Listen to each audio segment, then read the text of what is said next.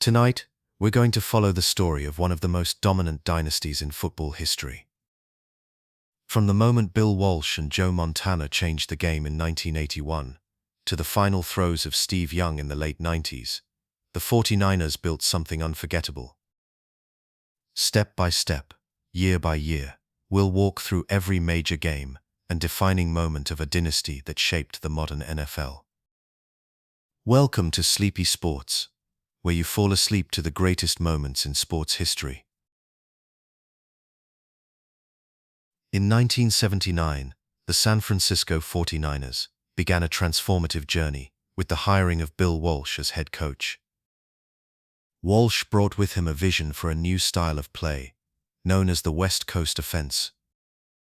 This innovative approach emphasized short, precise passing, allowing quarterbacks to distribute the ball quickly and efficiently. Walsh believed in developing players, focusing on their strengths and nurturing their potential. This philosophy would become the bedrock of the franchise's future success.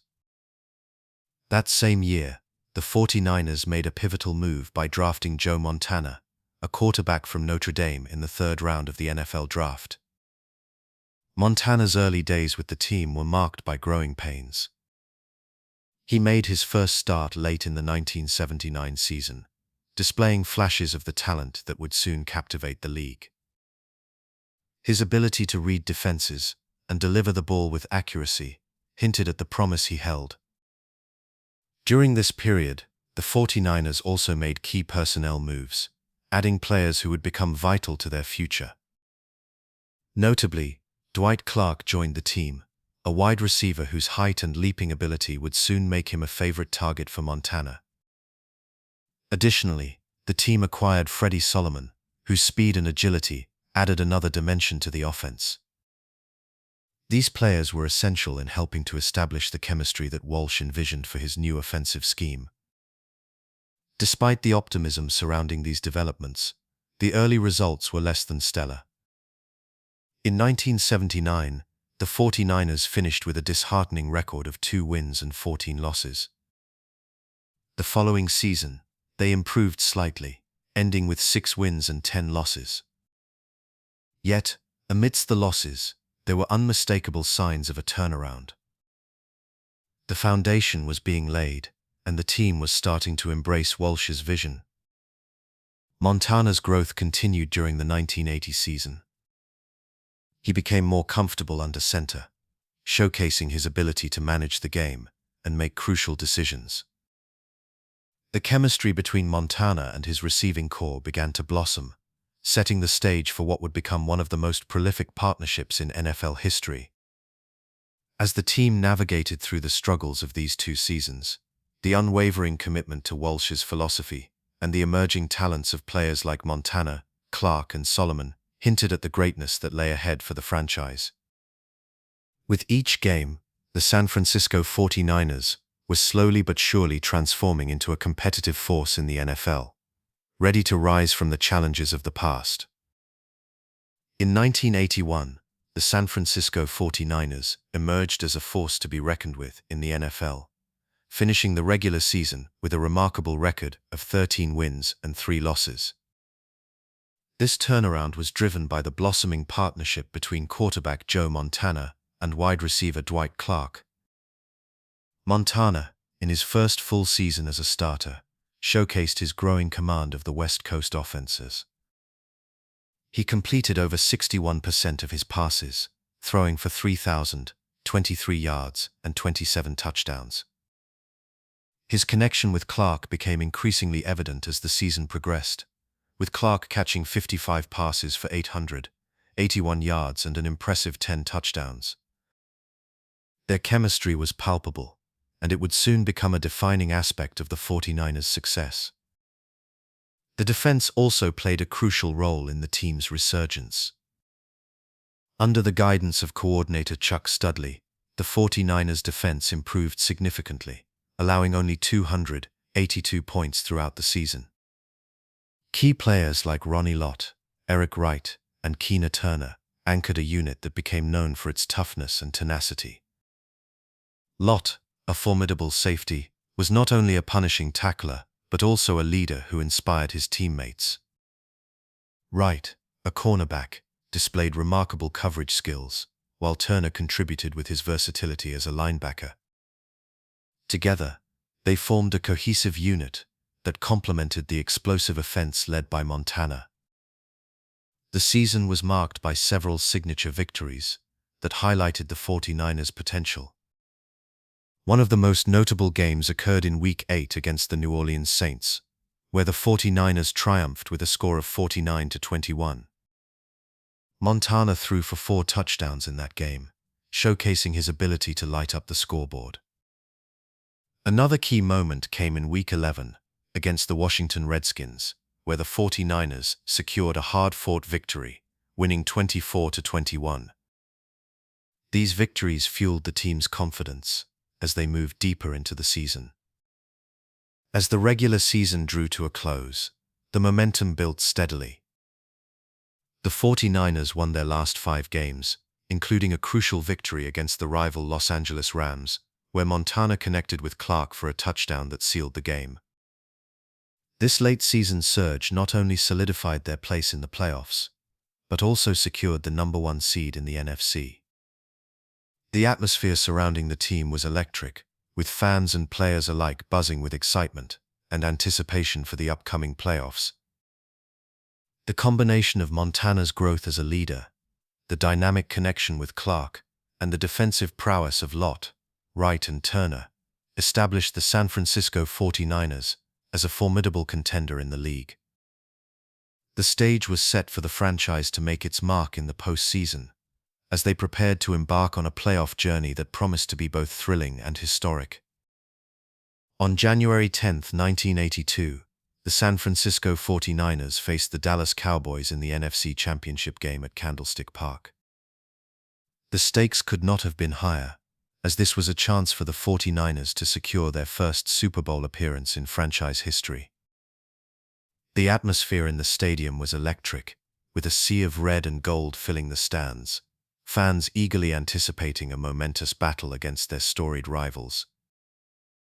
The tension in the air was palpable, as both teams had a rich history of fierce competition.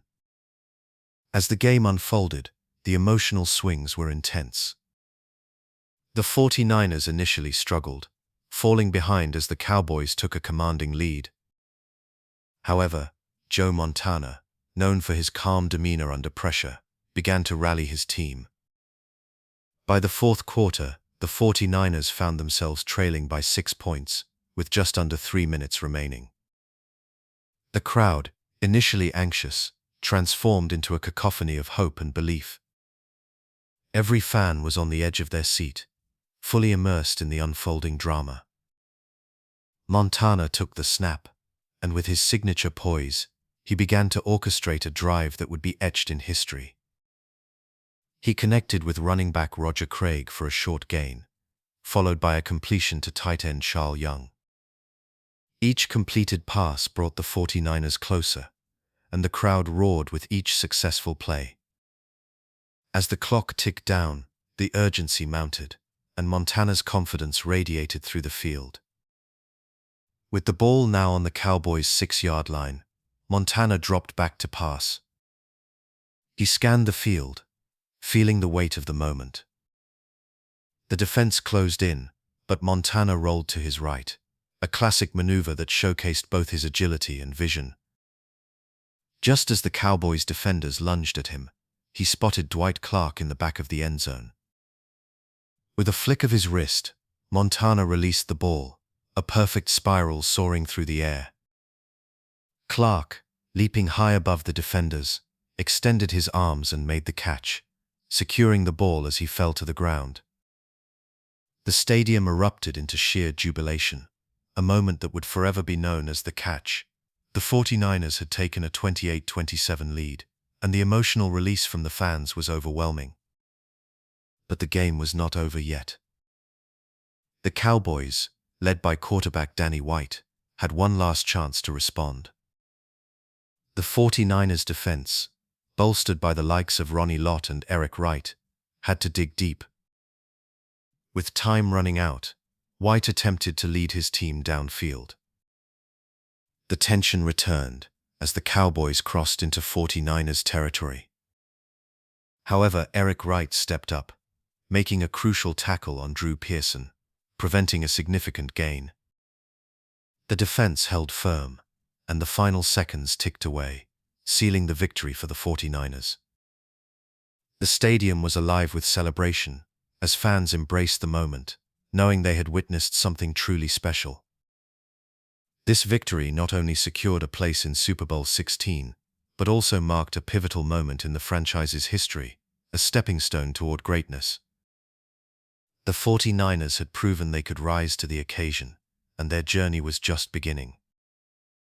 In 1982, the San Francisco 49ers faced the Cincinnati Bengals in Super Bowl XVI at the Pontiac Silverdome.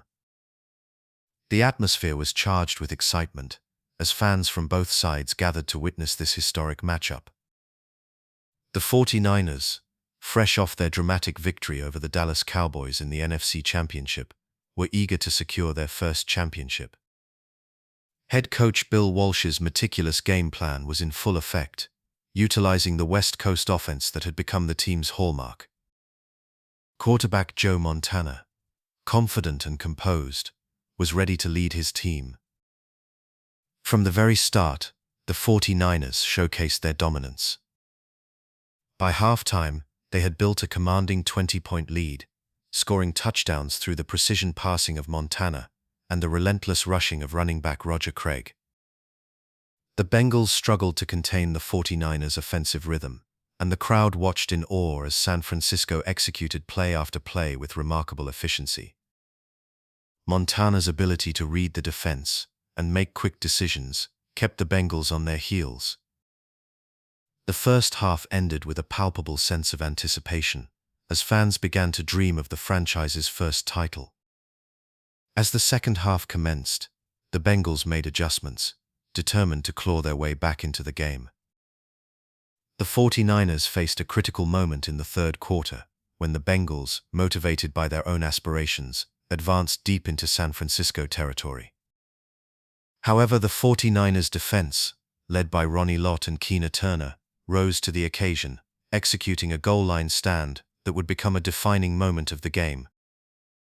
With the Bengals threatening to score, the 49ers held firm, stopping them short on 4 consecutive plays. The crowd erupted as the defense celebrated, their resolve shining brightly in the face of adversity. In response to the Bengals' renewed energy, the 49ers maintained their composure. Kicker Ray Wersching stepped up to the challenge, converting field goals that extended the lead. Each successful kick felt like a small victory, reinforcing the growing belief that the championship was within reach. Walsh's game plan was unfolding beautifully, showcasing not just the offensive prowess of Montana and Craig, but also the unyielding spirit of the defense. As the clock wound down, the Bengals mounted a final charge, managing to score and narrow the gap to just 5 points. The tension in the stadium was palpable, as fans held their breath with every snap. The 49ers' defense, however, stood tall against the pressure, maintaining their composure and ensuring that the Bengals would not complete their comeback. When the final whistle blew, the scoreboard read 26-21 in favor of the 49ers. The post-game celebration was a scene of pure elation. Players embraced one another, tears of joy mingling with laughter. The significance of this victory transcended the game itself. It was a moment that would forever be etched in the hearts of the fans and the city of San Francisco. For a franchise that had long sought recognition, this championship was not just a trophy, it was a validation of hard work, determination, and the dawn of a new era. The 49ers had achieved greatness, and the city rejoiced in unison, united by the triumph of their beloved team. In 1982, the San Francisco 49ers faced significant challenges as a players' strike disrupted the NFL season. The schedule was reduced to just 9 games, leaving fans and players alike feeling unsettled. The 49ers struggled to find their rhythm, finishing with a disappointing record of 3 wins and 6 losses. The weight of expectations hung heavily over the team, as many began to question whether their Super Bowl victory was a mere flash in the pan.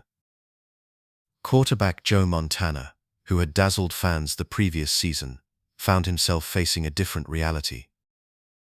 His performance reflected the team's struggles. Montana threw for just over 2,000 yards, with a completion rate that dipped below 60%.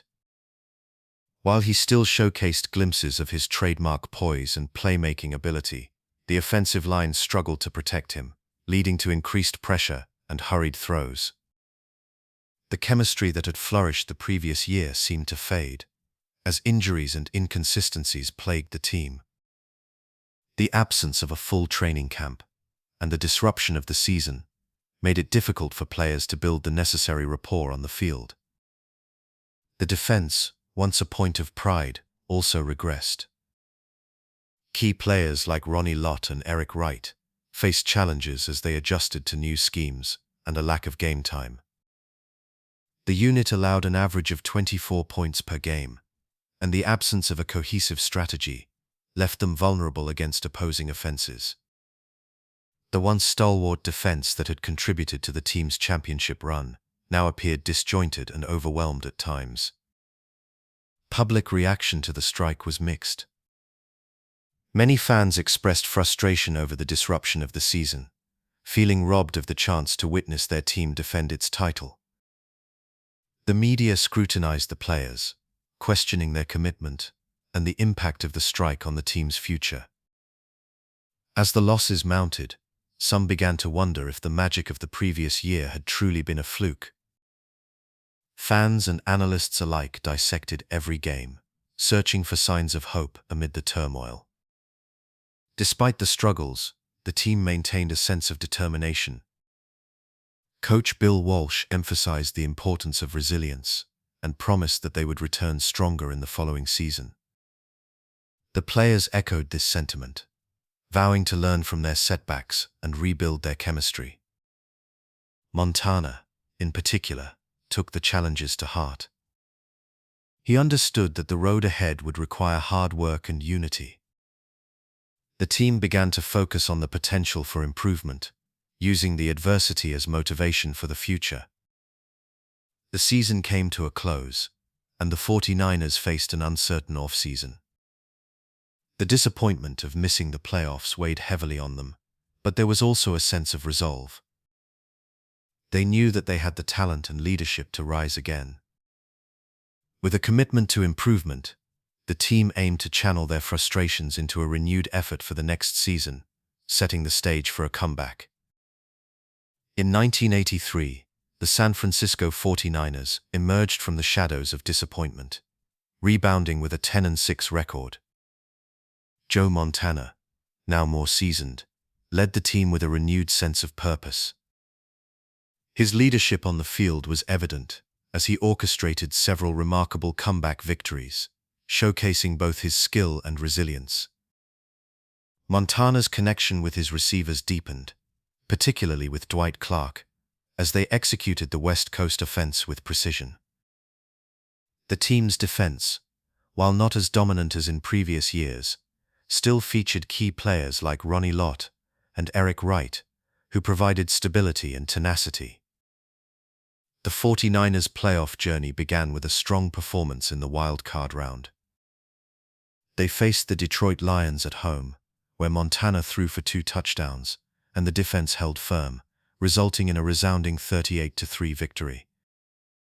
The fans at Candlestick Park reveled in the triumph, sensing that this team was different, that they could make a significant playoff run. The energy was palpable, and the excitement grew as the team prepared for their next challenge. In the NFC Divisional round, the 49ers squared off against the New York Giants, a formidable opponent. The game was a battle of wills, with both defenses making their presence felt. Montana displayed his trademark poise, leading the team to a hard-fought 21-10 victory. His ability to remain calm under pressure was crucial, as he connected with Roger Craig for a pivotal touchdown that put the game out of reach.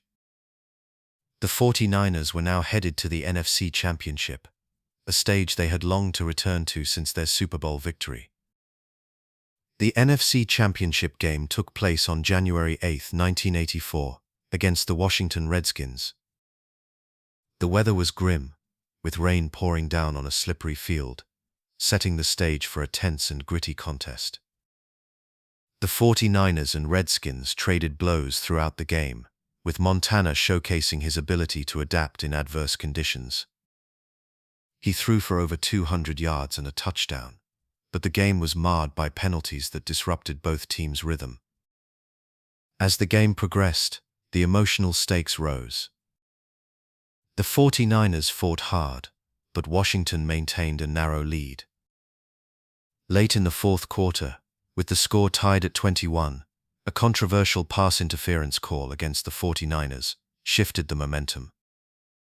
The decision drew ire from players and fans alike, as it gave Washington a crucial first down. Despite the setback, Montana rallied his teammates, urging them to stay focused and fight until the end. Unfortunately, the 49ers could not overcome the late-game circumstances. The Redskins scored a field goal as time expired, sealing a 24-21 defeat for San Francisco. The atmosphere in the locker room was somber, filled with disappointment and frustration.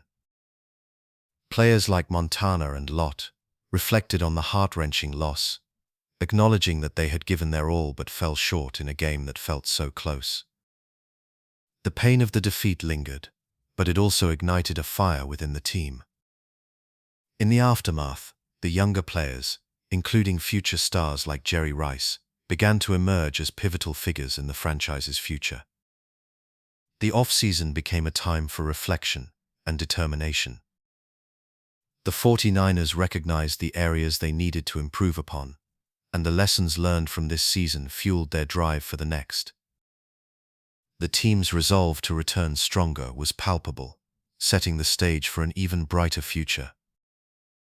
In 1984, the San Francisco 49ers embarked on a remarkable season, achieving a stunning 15 wins against only one loss. This record stood as the best in NFL history at that time, a testament to the team's dominance on both sides of the ball. Joe Montana emerged as a surgical quarterback, displaying precision and poise in every game. His ability to read defenses and deliver accurate passes allowed the 49ers to flourish within Bill Walsh's West Coast offenses. Montana's connection with his receivers, particularly Jerry Rice and Dwight Clark, became a hallmark of their success. Throughout the season, he threw for over 3,500 yards, accumulating 26 touchdowns while maintaining an impressive passer rating. The 49ers' defense, too, played a crucial role in this historic run. Led by the fierce Ronnie Lott and the tenacious Keena Turner, the defense allowed the fewest points in the league, showcasing a blend of speed, strength, and strategic acumen. Their ability to stifle opposing offenses became a defining feature of the season. In several games, the defense secured critical turnovers, providing Montana and the offense with favorable field position. The team's chemistry was palpable, as players fed off one another's energy and commitment to excellence. As the regular season unfolded, the 49ers demonstrated remarkable consistency. They achieved several significant victories, often winning by a comfortable margin. In a standout performance against the New Orleans Saints, the 49ers triumphed 38-22, with Montana throwing for 3 touchdowns.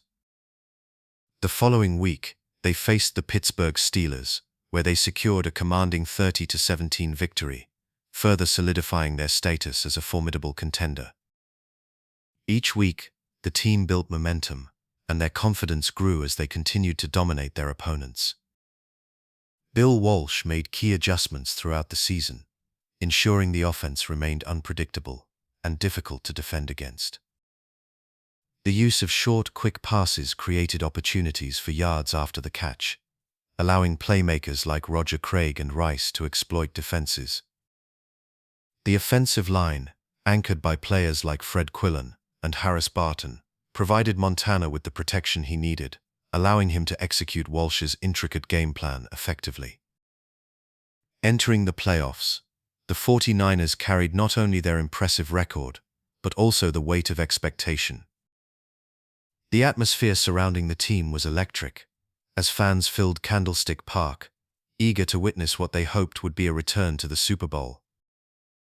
The confidence exuded by the players was evident in their practices, where they worked diligently to refine their strategies and strengthen their bond. The team felt ready, a cohesive unit poised to make a deep playoff run. As the regular season concluded, the stage was set for the 49ers to embark on their playoff journey. The anticipation was palpable, and the dreams of championship glory fueled their preparations. With a roster brimming with talent and a coaching staff that understood the stakes, the 49ers were determined to prove themselves once again on the grand stage of the NFL. In 1985, the San Francisco 49ers found themselves in the NFC Championship game against the Chicago Bears at Candlestick Park on January 6. The stakes were high, as this matchup represented the culmination of a season filled with promise and determination. The atmosphere in the stadium was electric, with fans buzzing in anticipation of a hard-fought battle between two formidable teams. The 49ers, riding the wave of their outstanding regular season, were poised to showcase their talents and secure a spot in the Super Bowl. As the game kicked off, the 49ers defense, led by the fierce Ronnie Lott and Ken Norton Jr., focused on neutralizing the Bears' star running back, Walter Payton.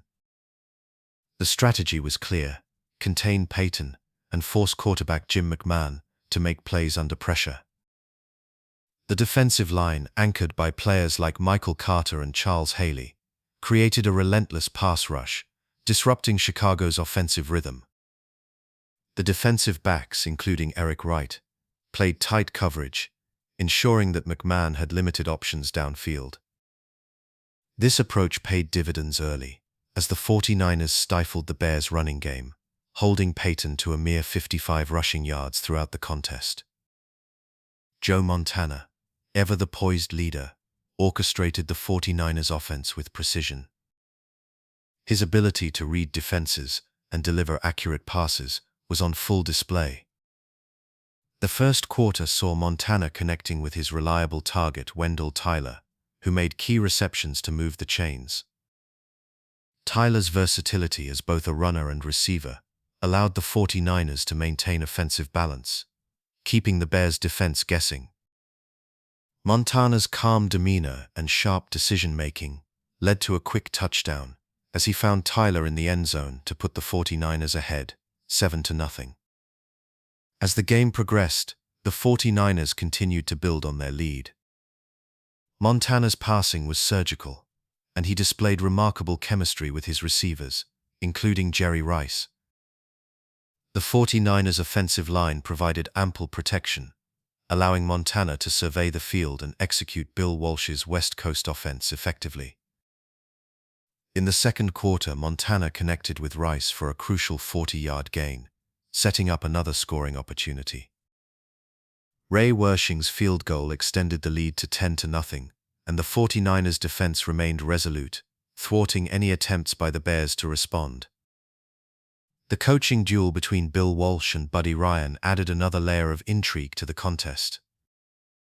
Walsh's innovative offensive schemes consistently challenged the Bears' staunch defense, while Ryan's aggressive tactics aimed to rattle Montana.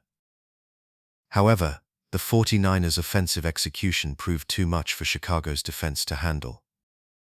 As the game wore on, the Bears struggled to mount any significant offensive drives, with the 49ers' defense consistently forcing 3-and-outs. In the second half, the 49ers maintained their momentum, scoring again to increase their lead to 17-0. The Bears, now desperate, attempted to rally. Yet the 49ers' defense was unyielding, making key stops and forcing turnovers. With every passing minute, the realization grew that the 49ers were en route to a historic victory. The final whistle blew, sealing a dominant 23-0 shutout. The 49ers had not only earned their place in the Super Bowl, but had done so with a display of teamwork, strategy, and unwavering determination. In 1985, the San Francisco 49ers faced the Miami Dolphins in Super Bowl XIX at Stanford Stadium on January 20th. The anticipation was palpable as fans filled the stands, eager to witness a clash between two of the league's most prolific quarterbacks, Joe Montana and Dan Marino. From the moment the game kicked off, it was clear that both teams were prepared to showcase their talents on the grandest stage. The 49ers began the game with a masterful opening drive, showcasing the precision of their West Coast offense. Joe Montana moved the team downfield with ease, connecting with his reliable targets. The offensive line provided solid protection, allowing Montana to survey the field and make quick decisions. As the drive progressed, the Dolphins struggled to contain the 49ers' rhythm. The culmination of this drive was a touchdown pass from Montana to Roger Craig, who slipped into the end zone, giving San Francisco an early 7-0 lead. The Dolphins responded with their own offensive prowess, as Dan Marino showcased his powerful arm. However, the 49ers' defense, anchored by Ronnie Lott and Charles Haley, proved to be a formidable obstacle. Marino managed to find his receivers, but the 49ers' secondary applied consistent pressure, forcing him to make hurried throws. Miami ultimately managed to score, but the 49ers quickly countered, with Montana leading the charge once again. By the end of the first half, the 49ers had established a commanding 21-10 lead, with Montana throwing for over 200 yards in the first half alone. As the teams returned to the field for the second half, adjustments were made. The Dolphins aimed to tighten their defense against Montana's quick passes, while the 49ers looked to exploit mismatches in the Dolphins' secondary. Montana, however, remained unfazed. He continued to distribute the ball effectively, utilizing Craig's versatility as both a runner and receiver. Craig was proving to be a pivotal player, scoring 2 additional touchdowns in the second half, showcasing his ability to find the end zone and maintain offensive momentum. With each passing quarter, the 49ers extended their lead, demonstrating the effectiveness of their game plan. Montana's calm demeanor and sharp decision-making allowed him to finish the game with a remarkable total of 353 passing yards and 3 touchdowns. As the final whistle blew, the scoreboard read 38-16 in favor of the 49ers, solidifying their place as champions. In the aftermath of the game, the celebrations erupted. Joe Montana was named the Super Bowl MVP, an honor that further cemented his legacy as one of the game's greats. His performance, in which he outplayed Marino, was hailed by fans and analysts alike. The victory meant more than just a trophy. It represented the culmination of hard work, dedication, and the realization of Bill Walsh's vision for the franchise. The streets of San Francisco were alive with excitement as fans celebrated their team's triumph, a moment that would be cherished in the hearts of many for years to come. In 1985, the San Francisco 49ers faced challenges that tested the foundation they had built. They finished the regular season with a record of 10 wins and 6 losses, a respectable mark but a step back from their previous dominance. As the playoffs approached, the team was filled with anticipation, yet uncertainty loomed in the air. The 49ers entered the NFC wildcard round against the New York Giants, a matchup that would ultimately reveal the cracks in their armor. On January 5, 1986, the atmosphere at Candlestick Park was charged with hope. Fans filled the stands, eager to see their team advance. However, the game quickly turned into a struggle for the 49ers. The Giants' defense proved to be a formidable force, stifling San Francisco's offensive rhythm. Joe Montana, despite his talent, faced relentless pressure and found it difficult to connect with his receivers. The 49ers managed only 3 points throughout the game, while the Giants capitalized on defensive breakdowns, securing a 17-3 victory. The loss was disappointing, and the silence that fell over the crowd was a stark contrast to the joy of past victories. In the aftermath of the playoff exit, questions began to arise regarding the team's offensive depth. Injuries had taken their toll during the season, impacting key players and disrupting the cohesion that had characterized their earlier success. The coaching staff recognized the need for adjustments and began to evaluate the roster closely. There was a sense of urgency to bolster the team, especially in light of their inability to produce offensively against the Giants. As the offseason unfolded, the 49ers turned their attention to player development and potential trades. Among the bright spots was the emergence of Roger Craig, who had shown flashes of brilliance during the season. His versatility as both a runner and a receiver made him a valuable asset, and the coaching staff looked to build around him. In addition, the arrival of rookie Jerry Rice from Mississippi Valley State brought a wave of optimism. Rice's talent was undeniable, and his ability to make big plays was something the 49ers eagerly anticipated as they prepared for the upcoming season. The front office made strategic moves, focusing on strengthening the offensive line and adding depth to the receiving core. They understood that in a league as competitive as the NFL, consistency and adaptability were crucial. The 49ers were determined to return to the playoffs and reclaim their status as a dominant force in the league. As training camps opened in the summer of 1986, the atmosphere was one of renewed hope and determination. Montana, Craig, and Rice began to forge a connection that would become pivotal in the years to come. The franchise was committed to revitalizing their offense, ensuring that the lessons learned from the previous season would not be forgotten. The 49ers were preparing not just for a season, but for a return to the top of the NFL hierarchy. In 1986, Jerry Rice emerged as a beacon of hope for the San Francisco 49ers, solidifying his status as one of the league's premier wide receivers. With a remarkable total of 15 touchdown receptions, Rice showcased his exceptional ability to make plays, forming an impressive bond with quarterback Joe Montana. This chemistry was evident in their on-field connection, as Montana often relied on Rice's precise route running and ability to find open space.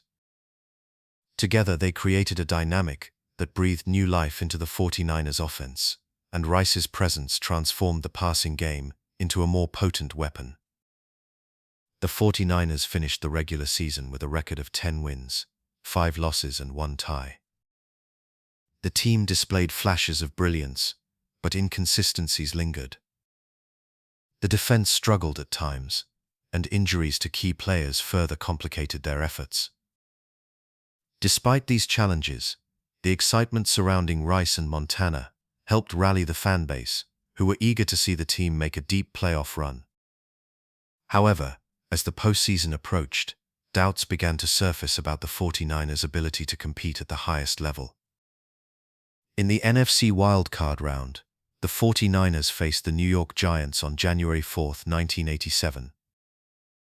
The atmosphere at Candlestick Park was electric, with fans hoping to witness a victory that would propel their team forward.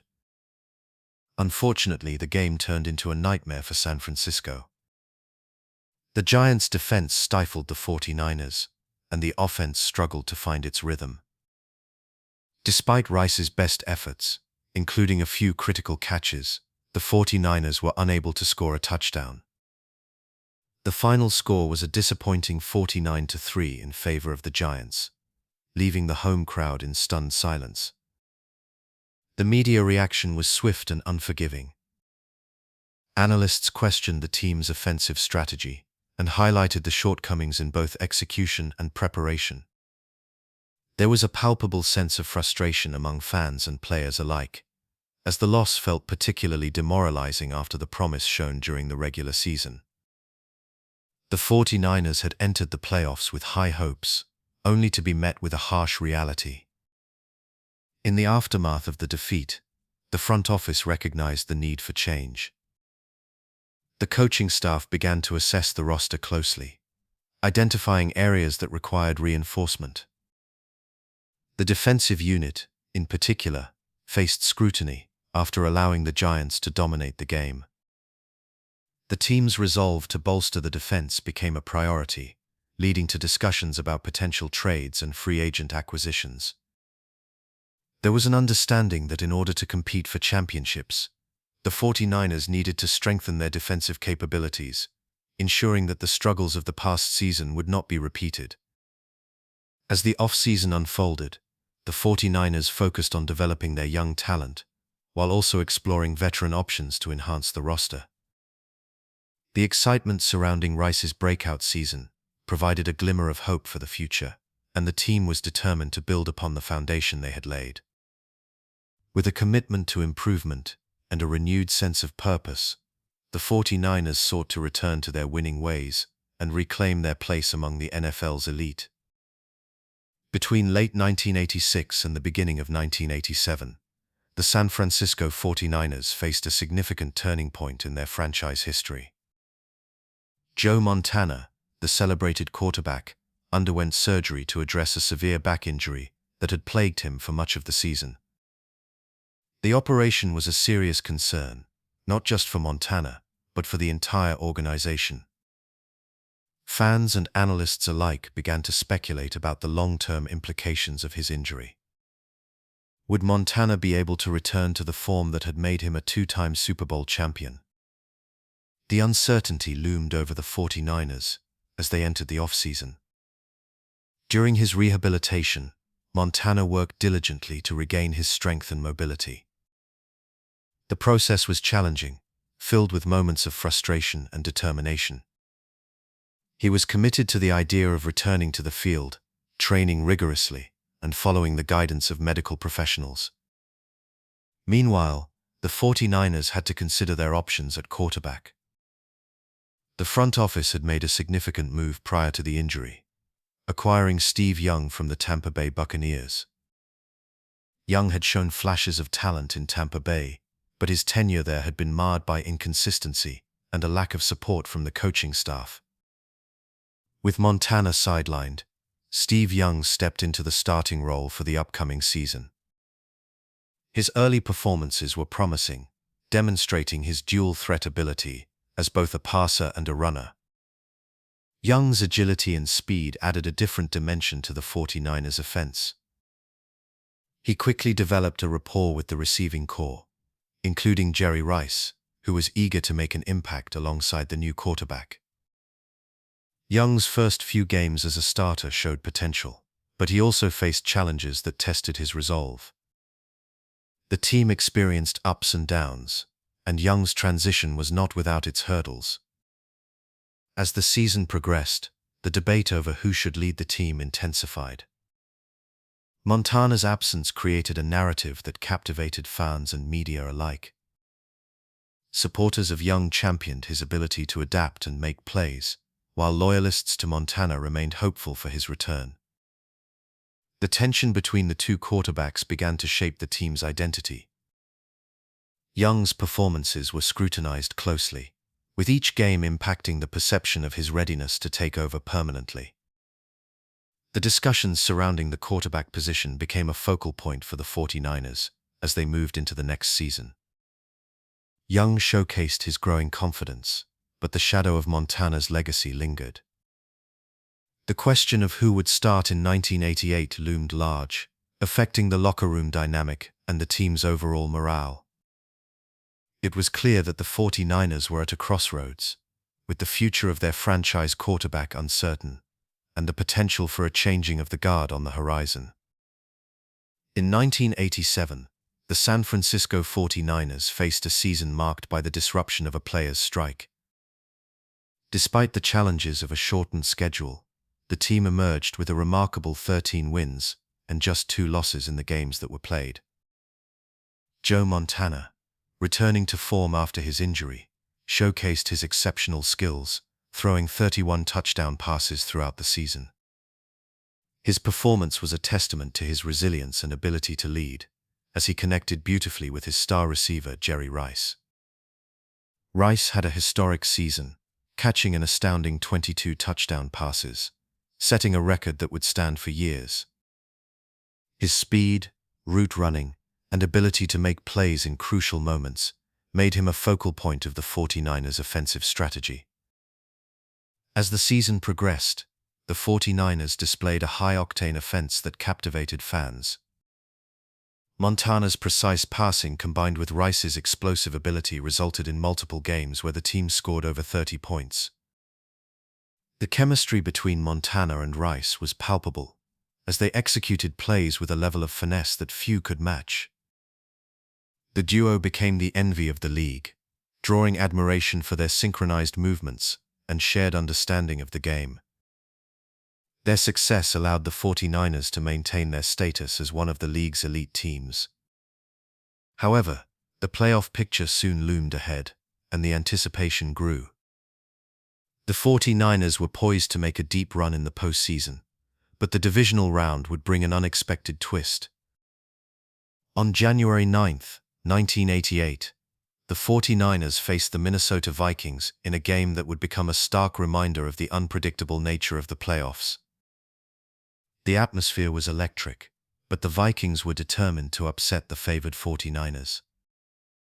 As the game unfolded, the 49ers struggled to find their rhythm. Despite Montana's efforts, which included several impressive passes, the Vikings were relentless. Quarterback Wade Wilson led Minnesota's charge, throwing for 2 touchdowns and guiding his team to a commanding lead. The 49ers' defense, which had been a strength throughout the season, faltered at critical moments. Missed tackles and blown coverages allowed the Vikings to exploit weaknesses, leading to a frustrating performance for the home crowd at Candlestick Park. As the clock wound down, the 49ers found themselves trailing and unable to mount a successful comeback. The final score of 36-24 reflected the disappointment, not only on the field, but also in the stands. Fans were left stunned, their hopes for a Super Bowl run dashed prematurely. Internal criticism of the defense began to surface, as players and coaches reflected on what had gone wrong. The loss was a bitter pill to swallow, especially for a team that had dominated the regular season. The sense of disappointment lingered in the air, marking the end of a season that had promised so much but ultimately fell short in the most crucial moment. In 1988, the San Francisco 49ers were beginning to build a formidable defensive unit, with pass rusher Charles Haley emerging as a key figure. Known for his relentless pursuit of quarterbacks, Haley's impact was felt across the league. He recorded a remarkable 10.5 sacks that season, showcasing his ability to disrupt opposing offenses. His quickness off the line, combined with an explosive first step, made him a nightmare for quarterbacks. Haley's presence elevated the play of those around him, as he demanded attention from offensive lines, allowing his teammates to capitalize on the opportunities he created. Alongside Haley, defensive linemen Michael Carter and Pierce Holt were stepping into their own, forming a cohesive front that was difficult to penetrate. Carter, with his strong, steady play, had become a reliable anchor on the defensive line, while Holt's speed and agility complemented Haley's aggressive style. Together, they provided a balanced approach to the defensive front, which not only pressured the quarterback, but also stifled running games. Their collective effort contributed to a defense that was starting to regain its reputation as one of the league's best. Haley's fiery personality was well known among teammates and opponents alike. He brought an intensity to practice that was infectious, pushing everyone to elevate their game. Coach Bill Walsh, recognizing the importance of Haley's enthusiasm, managed the locker room with a delicate balance. He encouraged Haley's passion, while ensuring it remained a positive force. Walsh understood that a player of Haley's caliber could inspire his teammates, and he fostered an environment where that energy was channeled effectively. As the season progressed, the 49ers' defense began to show signs of becoming a more complete unit. The combination of Haley's disruptive play, and the emerging talents of Carter and Holt allowed the team to focus on a more aggressive defensive scheme. They began to implement strategies that took advantage of their speed and tenacity, making it increasingly difficult for offenses to find rhythm against them. The defensive line, bolstered by Haley's leadership, became a cornerstone of the team's identity, setting the tone for how they approached games. The emotional highs and lows of the season were palpable, with Haley often at the center of the action. His vocal presence and determination to win fueled not only the defense, but the entire team. Each sack, each tackle for loss, was met with roaring approval from the crowd, and his unyielding spirit pushed the 49ers to strive for excellence.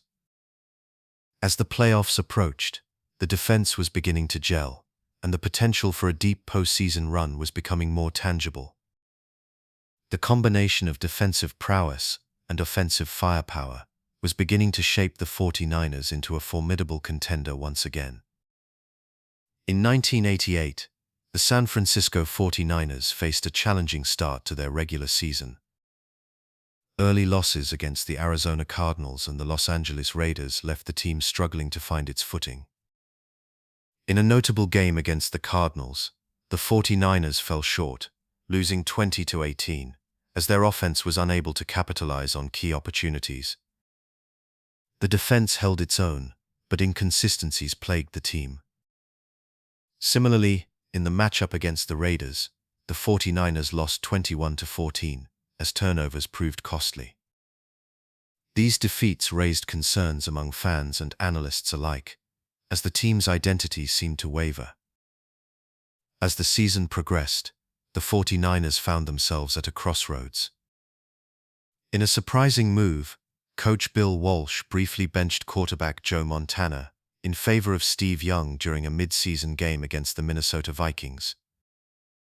Young's performance was solid, but the decision was met with mixed feelings from the locker room. Montana, a two-time Super Bowl champion, had been the face of the franchise, and his absence stirred conversations about the team's future. Nevertheless, Montana returned to the starting role, and the team began to rally around their veteran leader. The turning point of the season came as the 49ers found their rhythm in the latter half of the schedule. They began to string together victories, showcasing flashes of the talent that had made them champions. A crucial win against the New Orleans Saints helped solidify their confidence, with Montana throwing for over 300 yards and 2 touchdowns. The team began to mesh, and the chemistry on the field improved. With each game, the camaraderie among players deepened, and the 49ers started to resemble the formidable force they had been in previous seasons. As they approached the playoffs, the 49ers ended the regular season with a 10-6 record. The last game against the Rams was particularly significant. In a tense showdown at Candlestick Park, the 49ers edged out the Rams with a narrow 21-20 victory. The win not only secured their playoff berth but also solidified a sense of unity within the team. Players celebrated together, their spirits lifted by the knowledge that they had overcome adversity to reach the postseason. Heading into the playoffs, the atmosphere was charged with anticipation. The 49ers knew they were a dangerous team, capable of making a deep run, but they also understood the importance of consistency. Montana's leadership and experience would be vital as they prepared to face tougher competition. The team's late-season surge had instilled a belief that they could compete with anyone.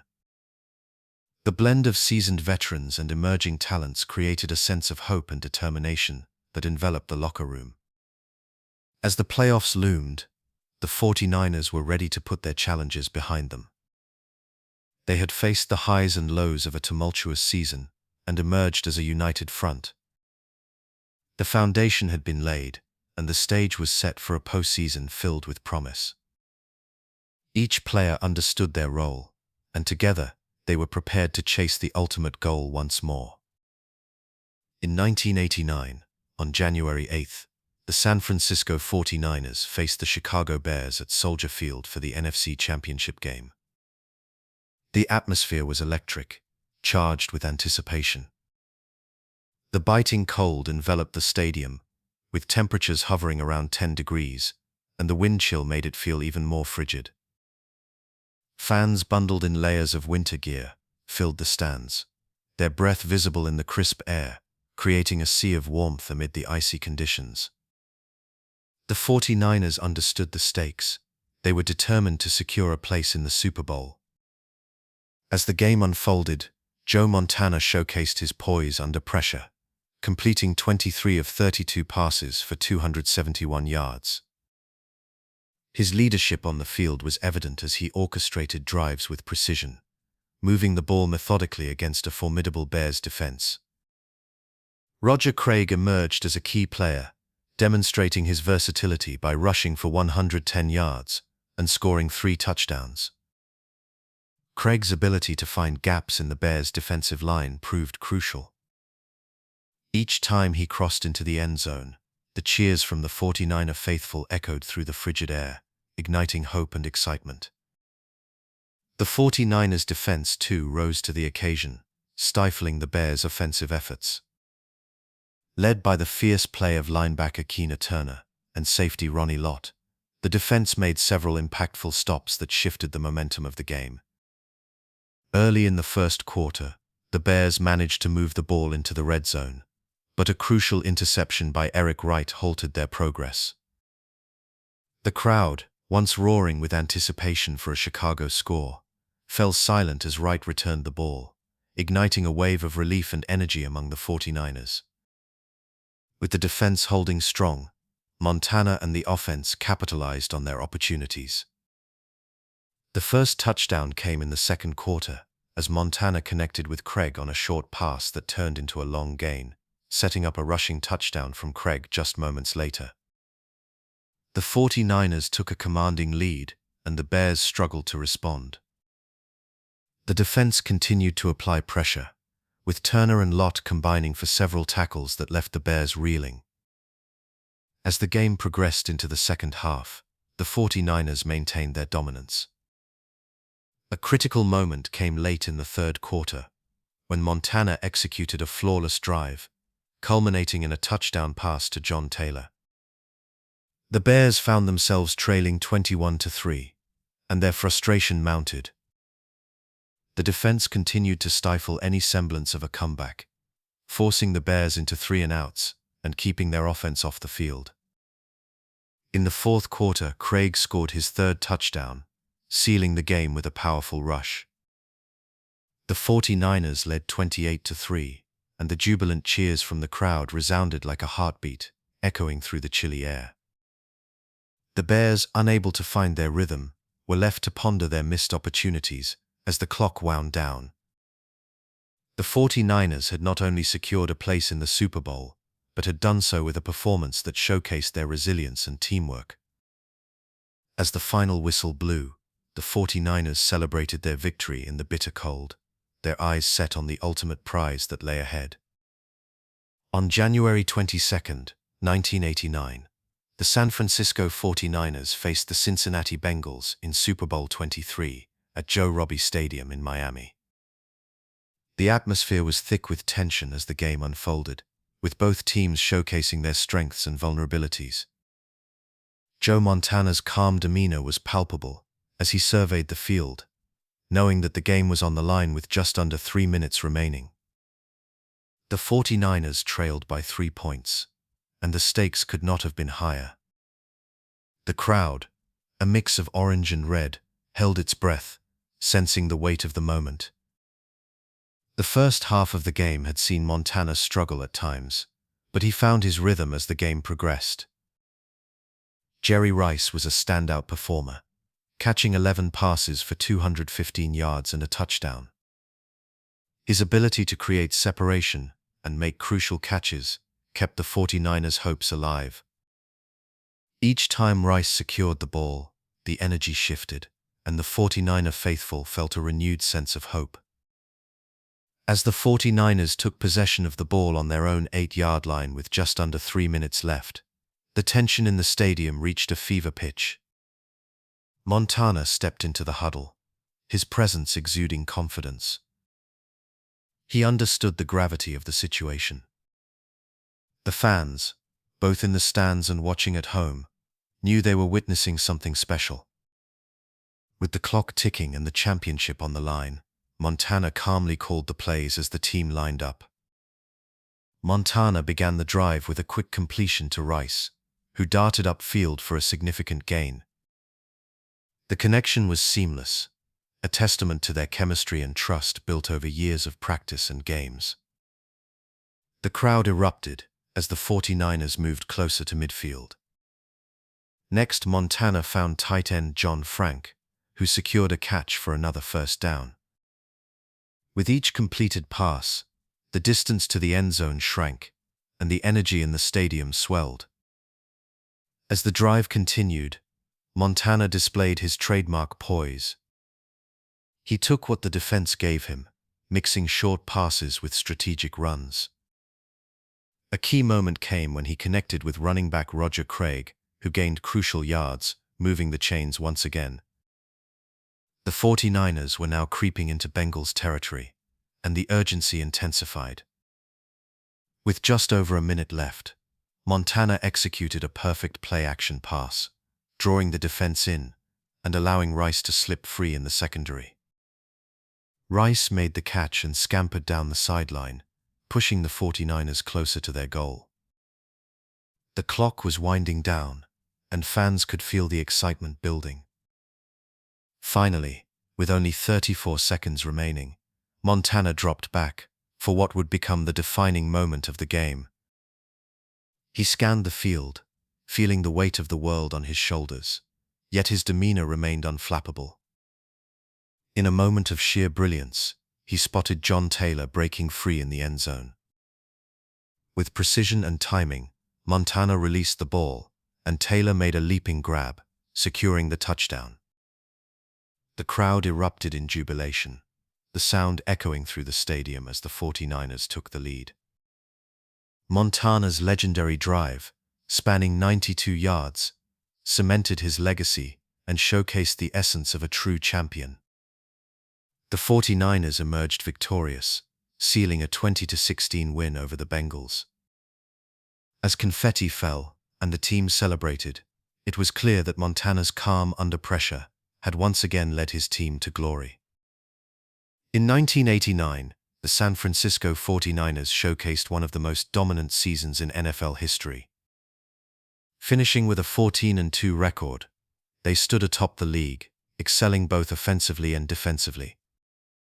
Joe Montana's leadership was instrumental, as he was named the league's most valuable player. His connection with Jerry Rice continued to flourish, with Rice establishing himself as one of the premier wide receivers in the game. The 49ers began the season with a commanding victory over the New Orleans Saints, winning 34-20.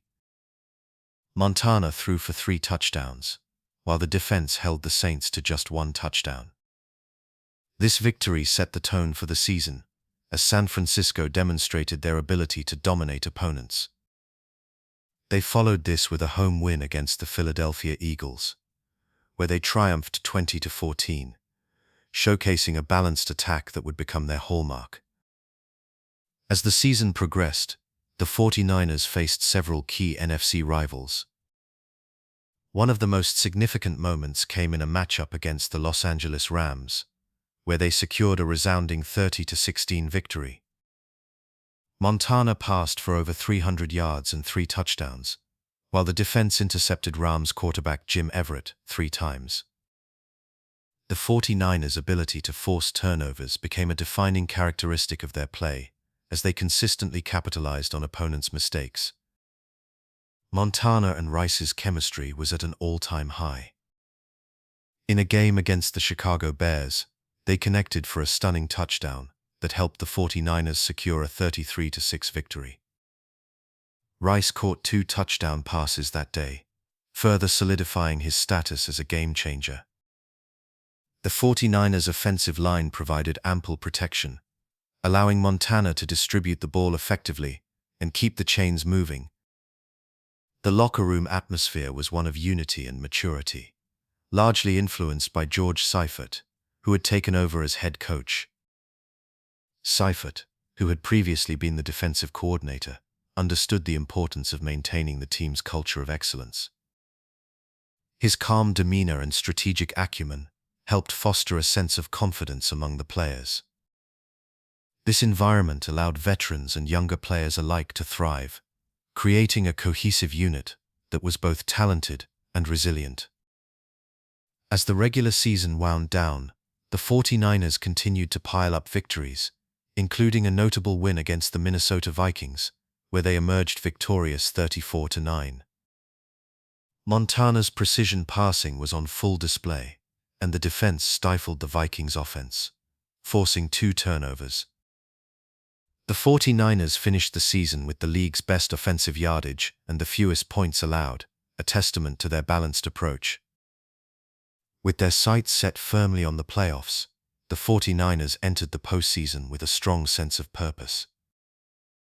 The combination of Montana's leadership, Rice's explosive playmaking, and a defense that thrived on creating chaos made them a formidable opponent. The stage was set for what would become a memorable playoff run, with the team riding a wave of confidence and momentum. Each victory had not only added to their record, but had also deepened their bond as a team, setting the foundation for the challenges that lay ahead. On January 14, 1990, the San Francisco 49ers faced the Los Angeles Rams in the NFC Championship game at Candlestick Park. The atmosphere was electric, with fans buzzing with anticipation, ready to witness their team take another step toward a potential back-to-back Super Bowl victory. The sun dipped low in the sky, casting a warm glow over the field as the players took their positions. Joe Montana, the seasoned quarterback, was poised to lead the charge against the Rams, a team that had been a formidable rival throughout the years. From the very first snap, Montana showcased his precision. He completed passes with remarkable accuracy, threading the needle between defenders.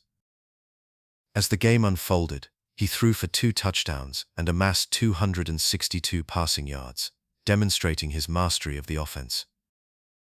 Each completion seemed to bolster the confidence of his teammates, and the crowd responded with cheers that echoed throughout the stadium. Running back Roger Craig contributed significantly to the offensive effort, finding holes in the Rams' defense and rushing for over 100 yards.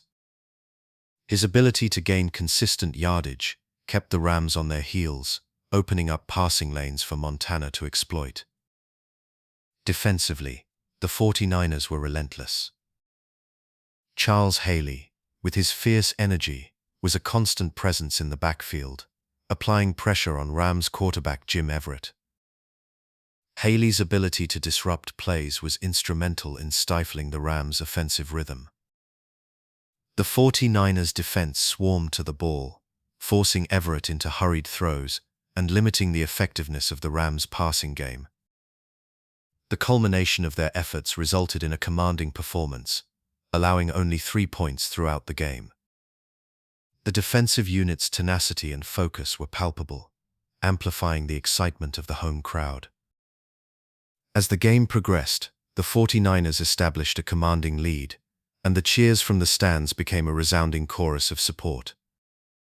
Fans waved their flags and donned their team colors, creating an atmosphere of unity and determination. The confidence radiating from the players was mirrored by the crowd. Each successful play fueled their belief that victory was within reach. The 49ers marched down the field with ease, scoring touchdowns and maintaining control of the game. In post-game interviews, the players expressed their mindset heading into the Super Bowl. Montana spoke of the team's resilience and the importance of maintaining their focus as they prepared for the next challenge. Craig echoed this sentiment, emphasizing the need to build on their performance and continue to improve. The atmosphere in the locker room was one of celebration, but also of determination. The players were fully aware of the stakes ahead, and their eyes were set on the ultimate prize. As the final whistle blew, the scoreboard read 30-3, a testament to the 49ers' dominance on that day. The victory solidified their place in the Super Bowl once again, and the excitement among the players and fans alike was palpable. The 49ers were not just looking to win, they were on a mission to cement their legacy as one of the greatest teams in NFL history. On January 28, 1990, the San Francisco 49ers faced the Denver Broncos in Super Bowl 24 at the Louisiana Superdome in New Orleans. From the very first moments of the game, it was clear that the 49ers were in command. Joe Montana, the team's seasoned quarterback, orchestrated an opening drive that set the tone for the entire contest. With precision and poise, he moved the offense down the field, culminating in a touchdown pass to wide receiver John Taylor. The crowd erupted as the 49ers took an early lead, a lead that would only grow as the game progressed.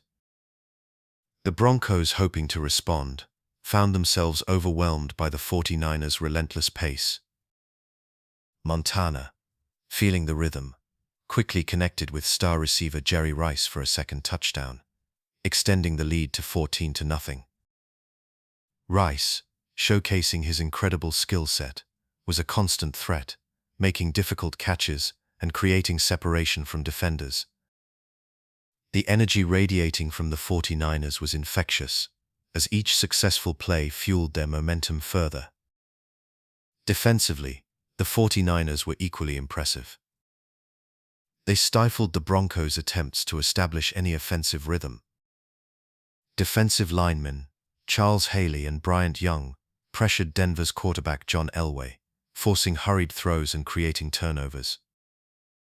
The 49ers' defense was relentless, capitalizing on every opportunity, and as the first half unfolded, it became increasingly demoralizing for the Broncos. A critical interception by cornerback Eric Davis deep in Denver territory led to another score, pushing the 49ers ahead by 21 points before halftime. As the second half began, the 49ers showed no signs of slowing down. Montana continued to find his targets with ease, throwing another touchdown pass to Rice, who had now become a focal point of the offense. The Broncos struggled to respond, and their frustration was palpable. The 49ers' defense maintained their intensity, forcing yet another turnover, which Montana quickly converted into points with a touchdown pass to running back Ricky Watters. The scoreboard reflected a staggering 45-3, leaving the Broncos searching for answers.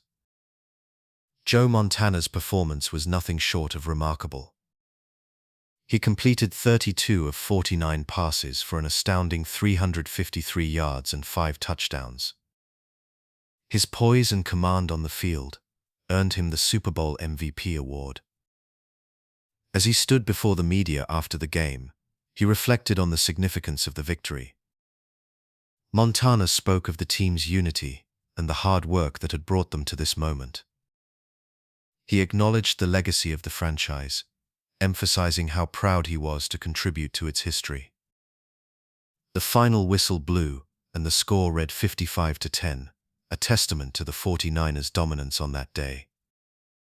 The celebration began almost immediately, with players embracing one another and the fans erupting in joy. The victory solidified the 49ers as one of the premier franchises in NFL history, and the echoes of their triumph would resonate for years to come. In 1990, the San Francisco 49ers entered a new chapter under the leadership of George Seifert, who had previously served as the team's defensive coordinator. Seifert's calm demeanor and strategic mind set a tone of quiet confidence throughout the organization. The transition from Bill Walsh to Seifert was seamless, as both coaches shared a philosophy centered on teamwork and discipline. The players, familiar with Seifert's approach, rallied together, eager to maintain the winning culture that had been established in the previous decade. The 49ers finished the regular season with a remarkable 14 wins and 2 losses, showcasing a balanced offense and a tenacious defense. Joe Montana remained at the helm, demonstrating his signature poise and leadership on the field. Montana's passing was crisp, and his connection with Jerry Rice continued to flourish, producing explosive plays that kept defenses guessing.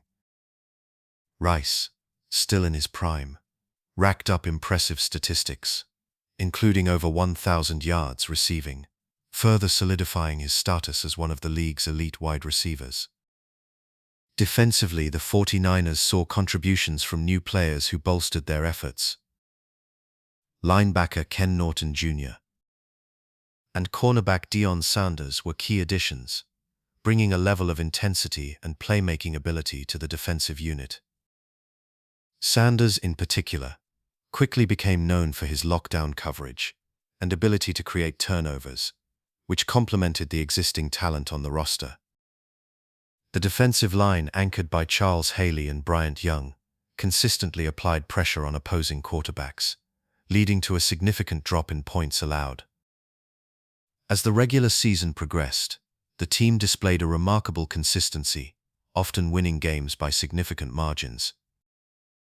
The 49ers' ability to execute their game plan, combined with their depth at key positions, made them a formidable opponent. The offense averaged over 25 points per game, while the defense ranked among the league's best, allowing fewer than 15 points per game. This combination of offensive firepower and defensive prowess set high expectations for the postseason. Entering the playoffs, the atmosphere around the team was electric. The players felt a sense of urgency to capitalize on their regular season success and secure another championship. Fans shared in this optimism, their excitement palpable as they filled Candlestick Park, ready to support their team on the road to the Super Bowl. The 49ers, armed with experience and talent, were determined to make a deep playoff run and reclaim their place at the top of the NFL. The first challenge came in the NFC Divisional round, where the 49ers faced the New Orleans Saints. The stakes were high, and the energy in the stadium was electric. As the game approached, the team remained focused, knowing that the road to the Super Bowl would require them to stay sharp and united. The anticipation built, and the players were eager to demonstrate their skills on the biggest stage, confident in their preparation and the legacy they aimed to uphold. In January of 1991, the San Francisco 49ers found themselves in the NFC Championship game against the New York Giants. The stakes were immense, with the chance to secure a third consecutive Super Bowl appearance. Candlestick Park was filled with anticipation, the air thick with the hopes of fans who had witnessed the team's remarkable journey through the season.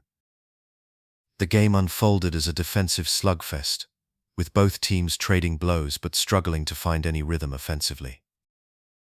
The 49ers' defense, led by the tenacity of players like Charles Haley and Deion Sanders, kept the Giants in check, while the Giants' defense, anchored by Lawrence Taylor, put immense pressure on quarterback Joe Montana. Montana displayed his trademark poise early, orchestrating methodical drives that kept the Giants at bay. However, the game turned into a battle of attrition, each yard earned through sheer will rather than finesse. The first half concluded with a narrow lead for San Francisco, but as the second half progressed, the tension in the stadium escalated. The defenses continued to shine, forcing both sides into difficult situations. The score remained tight, reflecting the intensity and grit of both teams. As the fourth quarter unfolded, the atmosphere shifted dramatically.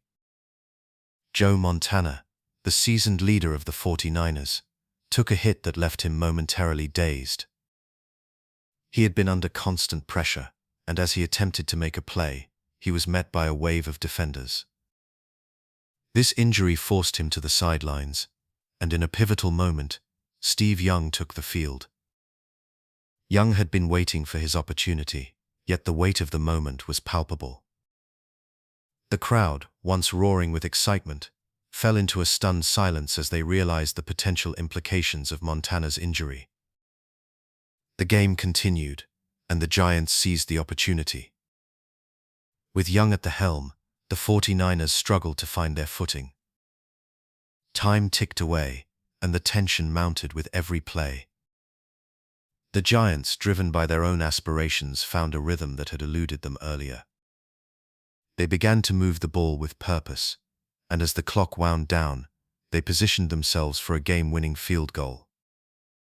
The 49ers defense fought valiantly, but the relentless pressure of the situation weighed heavily. In the dying moments, the Giants converted their chance, kicking a field goal that sent them ahead. The final score, 15-13 in favor of New York, echoed through the stadium as the realization of defeat settled in. The abrupt end to the 49ers' quest for a third consecutive Super Bowl left the fans and players alike in disbelief. Candlestick Park, once a cauldron of hope and celebration, now felt like a tomb of missed opportunities. The potential for another championship slipped through their fingers, marking a heartbreaking conclusion to a season filled with promise. In 1991, the San Francisco 49ers faced a significant challenge as Joe Montana found himself sidelined for the entire season due to an elbow injury sustained in the previous year's playoffs. This absence left the team in the capable hands of Steve Young, who had long been waiting for his moment to shine. Young, armed with a powerful arm and a newfound confidence, stepped into the starting role, eager to lead the team. As the season unfolded, he showcased his ability to command the offense, finishing with impressive statistics that included over 3,000 passing yards and 25 touchdown passes. His leadership transformed the 49ers offense, allowing it to remain competitive even without their Hall of Fame quarterback. The season began with promise, and Young's performances ignited excitement among fans and teammates alike. His ability to extend plays with his legs and make accurate throws led to several thrilling victories. The chemistry he developed with his receiving corps, particularly with talented players like John Taylor and Brent Jones, became evident as the season progressed. Young's ability to read defenses and deliver the ball quickly created numerous scoring opportunities, and his confidence grew with each passing week. The defense also played a crucial role in keeping the 49ers competitive. Players like Merton Hanks and Tim Harris emerged as key contributors, making impactful plays that helped the team stay in contention. Hanks, with his instinctual play and ball-hawking ability, recorded several interceptions, while Harris provided relentless pressure on opposing quarterbacks.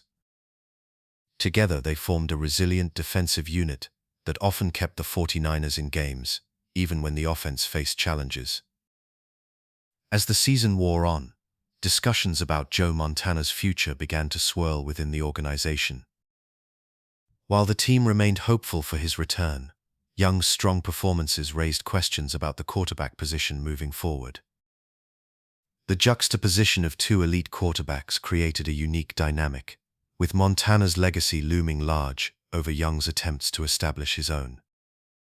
Coaches and management pondered how best to navigate this situation, as both players brought different strengths to the table. Despite Young's efforts, the 49ers finished the season with a record of 10 wins and 6 losses. The disappointment of narrowly missing the playoffs lingered in the air, as the team felt they had the talent to advance further. Each game had been a battle, with moments of brilliance from Young juxtaposed against missed opportunities. The season's end brought a mix of frustration and hope. The future of the franchise remained uncertain, and the internal discussions regarding the quarterback position added a layer of complexity to the offseason. As the players left the field for the final time that year, the echoes of what could have been and what lay ahead filled the minds of everyone connected to the 49ers. In 1992, the San Francisco 49ers experienced a season filled with promise and poignant transitions. Steve Young took the reins as the starting quarterback, fully embracing his role and showcasing the skills that led him to win the NFL Most Valuable Player award. Young's command of the offense was evident, as he completed over 63% of his passes, throwing for over 4,000 yards and an impressive 35 touchdown passes. His dual-threat ability, combining sharp passing with the capacity to evade defenders, allowed him to lead the 49ers with confidence and poise. Young's leadership style was characterized by his unwavering determination and ability to inspire his teammates, His infectious enthusiasm and relentless work ethic fostered a strong bond within the locker room as players rallied around his dynamic play on the field. The season unfolded with a series of thrilling victories, showcasing Young's ability to execute Bill Walsh's West Coast offensive. His connection with wide receiver Jerry Rice continued to flourish, as they combined for numerous highlight reel plays. Rice, as always, provided a reliable target, and together they formed a formidable tandem that kept defenses on their toes. The 49ers finished the regular season with an impressive record of 14 wins and 2 losses, securing their place in the playoffs and positioning themselves as one of the top teams in the league. As the postseason approached, the storyline shifted with the return of Joe Montana. After missing the previous season due to injury, Montana made a brief appearance in the final game of the regular season against the Detroit Lions on December 27. The atmosphere at Candlestick Park was electric, filled with anticipation and nostalgia as fans embraced the sight of their legendary quarterback once again. Montana entered the game, and the crowd erupted with cheers, reflecting the deep connection he had forged with the faithful supporters over the years. Though his time on the field was limited, the moment carried significant emotional weight, serving as a reminder of his illustrious career and lasting legacy. Following the conclusion of the regular season, the 49ers prepared for the playoffs, buoyed by Young's stellar performance and Montana's emotional return. Bill Walsh, who had retired as head coach in 1988, returned to the organization as a consultant, offering his insights and guidance as the team navigated the postseason. Walsh's presence brought a sense of continuity and familiarity, reinforcing the principles that had shaped the franchise's success. In the playoffs, the 49ers faced the Dallas Cowboys in the NFC Championship game on January 17, 1993. The stakes were high, with both teams vying for a chance to advance to the Super Bowl. However, despite Young's efforts, the 49ers fell short, losing 30-20 to the Cowboys. The defeat marked a bitter end to a promising season, leaving fans and players alike to reflect on the near misses and the potential that lay ahead. As the offseason approached, the organization made the difficult decision to trade Joe Montana to the Kansas City Chiefs. The move, while necessary for the future of the franchise, was met with mixed emotions. Montana's departure marked the end of an era, as he had been the face of the franchise for over a decade.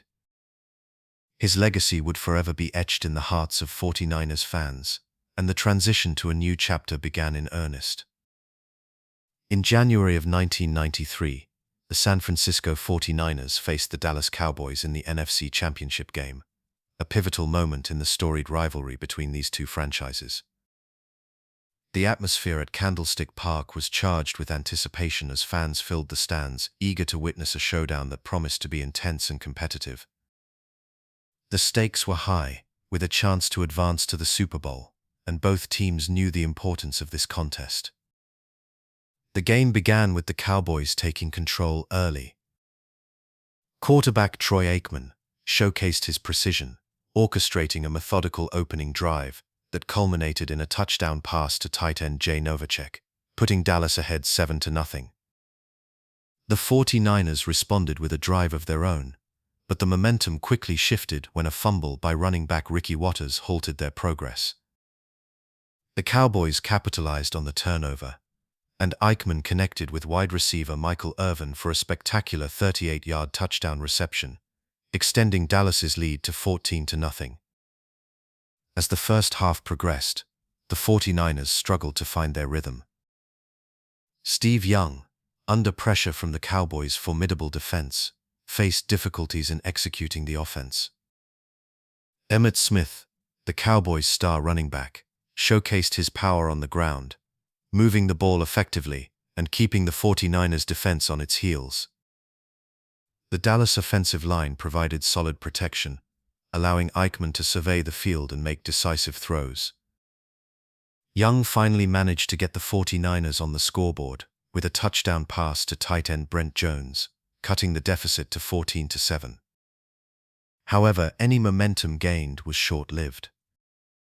The Cowboys quickly responded with a drive that ended in a field goal, pushing their lead to 17-7. The 49ers offense continued to struggle, and another crucial turnover, a young interception, allowed Dallas to extend their lead further before the half ended. The second half began with the 49ers in a precarious position, trailing 20-7. Young, determined to rally his team, orchestrated a strong drive that culminated in a touchdown run by Waters, narrowing the score to 20-14. The fans roared with renewed hope, believing that a comeback was within reach.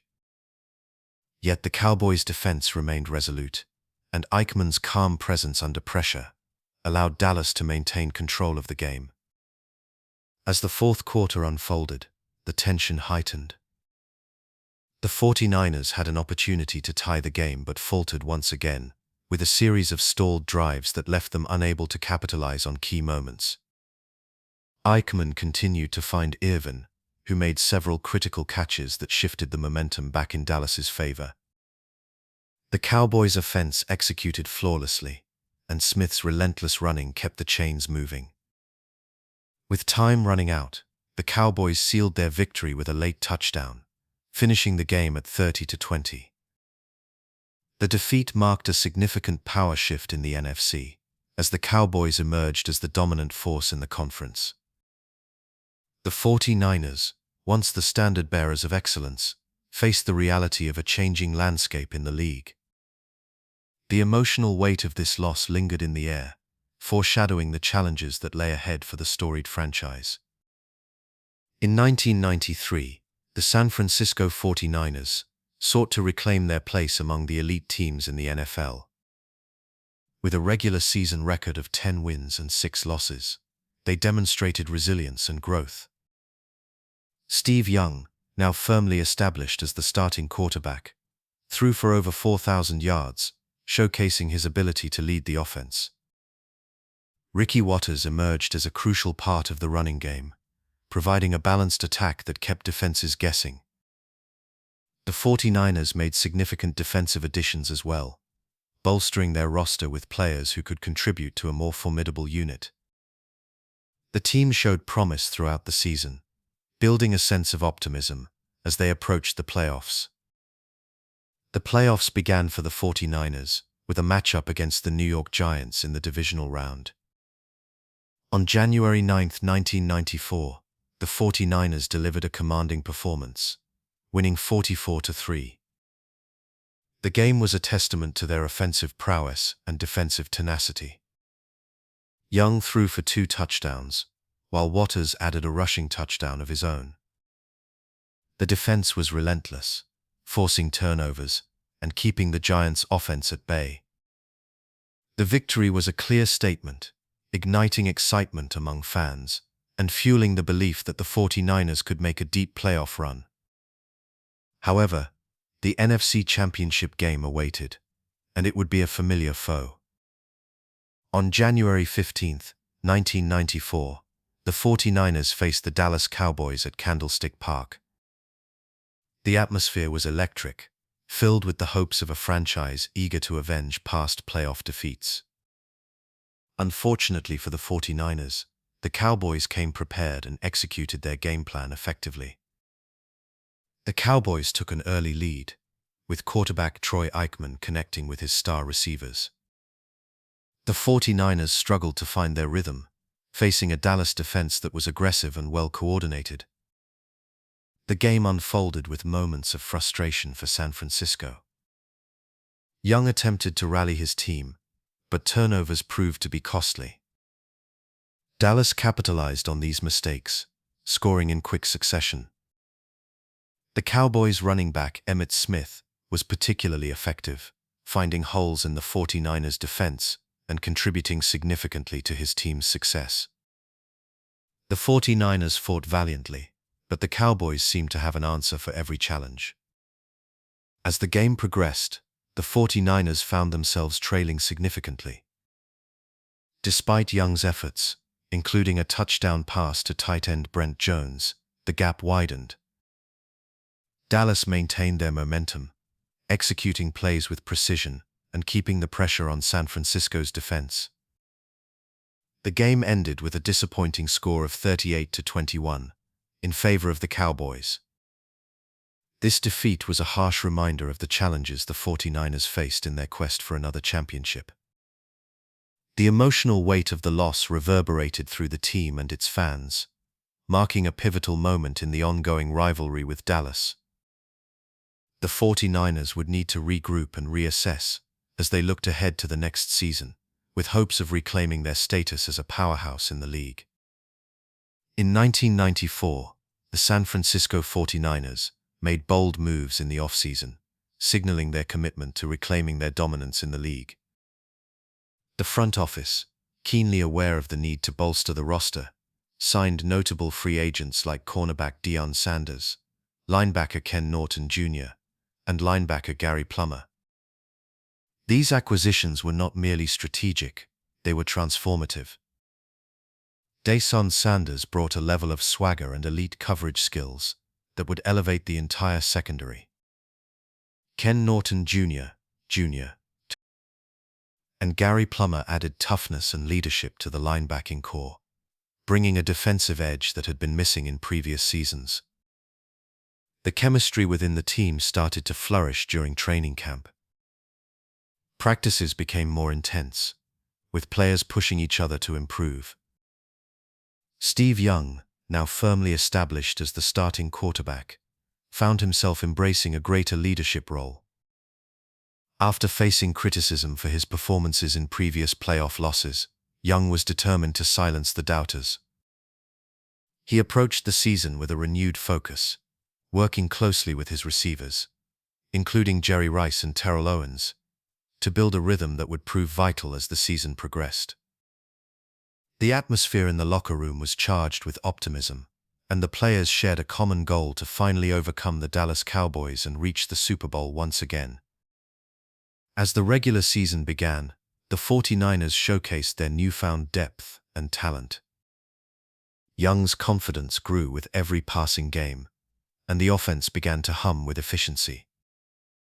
The combination of Young's arm and the playmaking ability of Rice and Owens created a formidable trio that defenses struggled to contain. Meanwhile, the defense, bolstered by the new signings, began to create turnovers and disrupt opposing offenses with a ferocity that had been absent in recent years. The team's focus was evident in their preparation, and the players were committed to executing the game plan with precision. The season unfolded with a series of impressive performances. Young threw for 35 touchdowns, leading the league in scoring and showcasing his ability to make quick decisions under pressure. The 49ers finished the regular season with a record of 13 wins and 3 losses, earning a high seed in the playoffs. Each victory added to the team's momentum, and the players began to believe that this could be their year. As they entered the playoffs, the anticipation surrounding the team was palpable. The 49ers had not only built a talented roster, but had also fostered a sense of unity that seemed to resonate throughout the organization. The weight of past disappointments lingered, but the team was determined to change their narrative. They were ready to face the challenges ahead, with the ultimate goal of overcoming the Cowboys and securing a return to the Super Bowl. The stage was set for a showdown with their rivals, and the confidence of the players reflected their collective resolve. With each practice, the intensity heightened, and the belief that they could achieve greatness grew stronger. The 49ers were prepared to give their all, and as they approached the playoffs, they were ready to confront the ghosts of previous seasons head-on. In 1994, the San Francisco 49ers continued to build on their strong foundation, culminating in a remarkable regular season that showcased their offensive firepower and defensive prowess. The team finished with an impressive record of 13 wins and 3 losses, establishing themselves as one of the dominant forces in the league. Quarterback Steve Young led the charge, throwing 35 touchdown passes. His ability to read defenses and deliver the ball with precision made him a nightmare for opposing teams. The chemistry he developed with his receivers, including the legendary Jerry Rice and the emerging Terrell Owens, was palpable. Together they formed a trio that could strike from anywhere on the field. The season saw the 49ers deliver several standout performances, including a resounding victory against the Los Angeles Rams.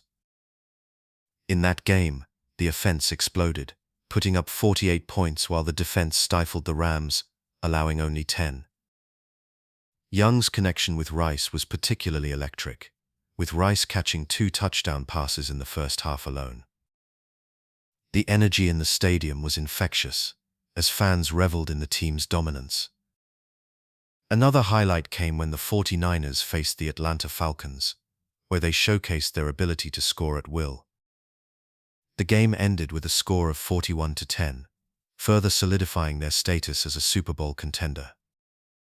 Defensively, the 49ers were equally impressive. The addition of Deion Sanders transformed the secondary into a formidable unit.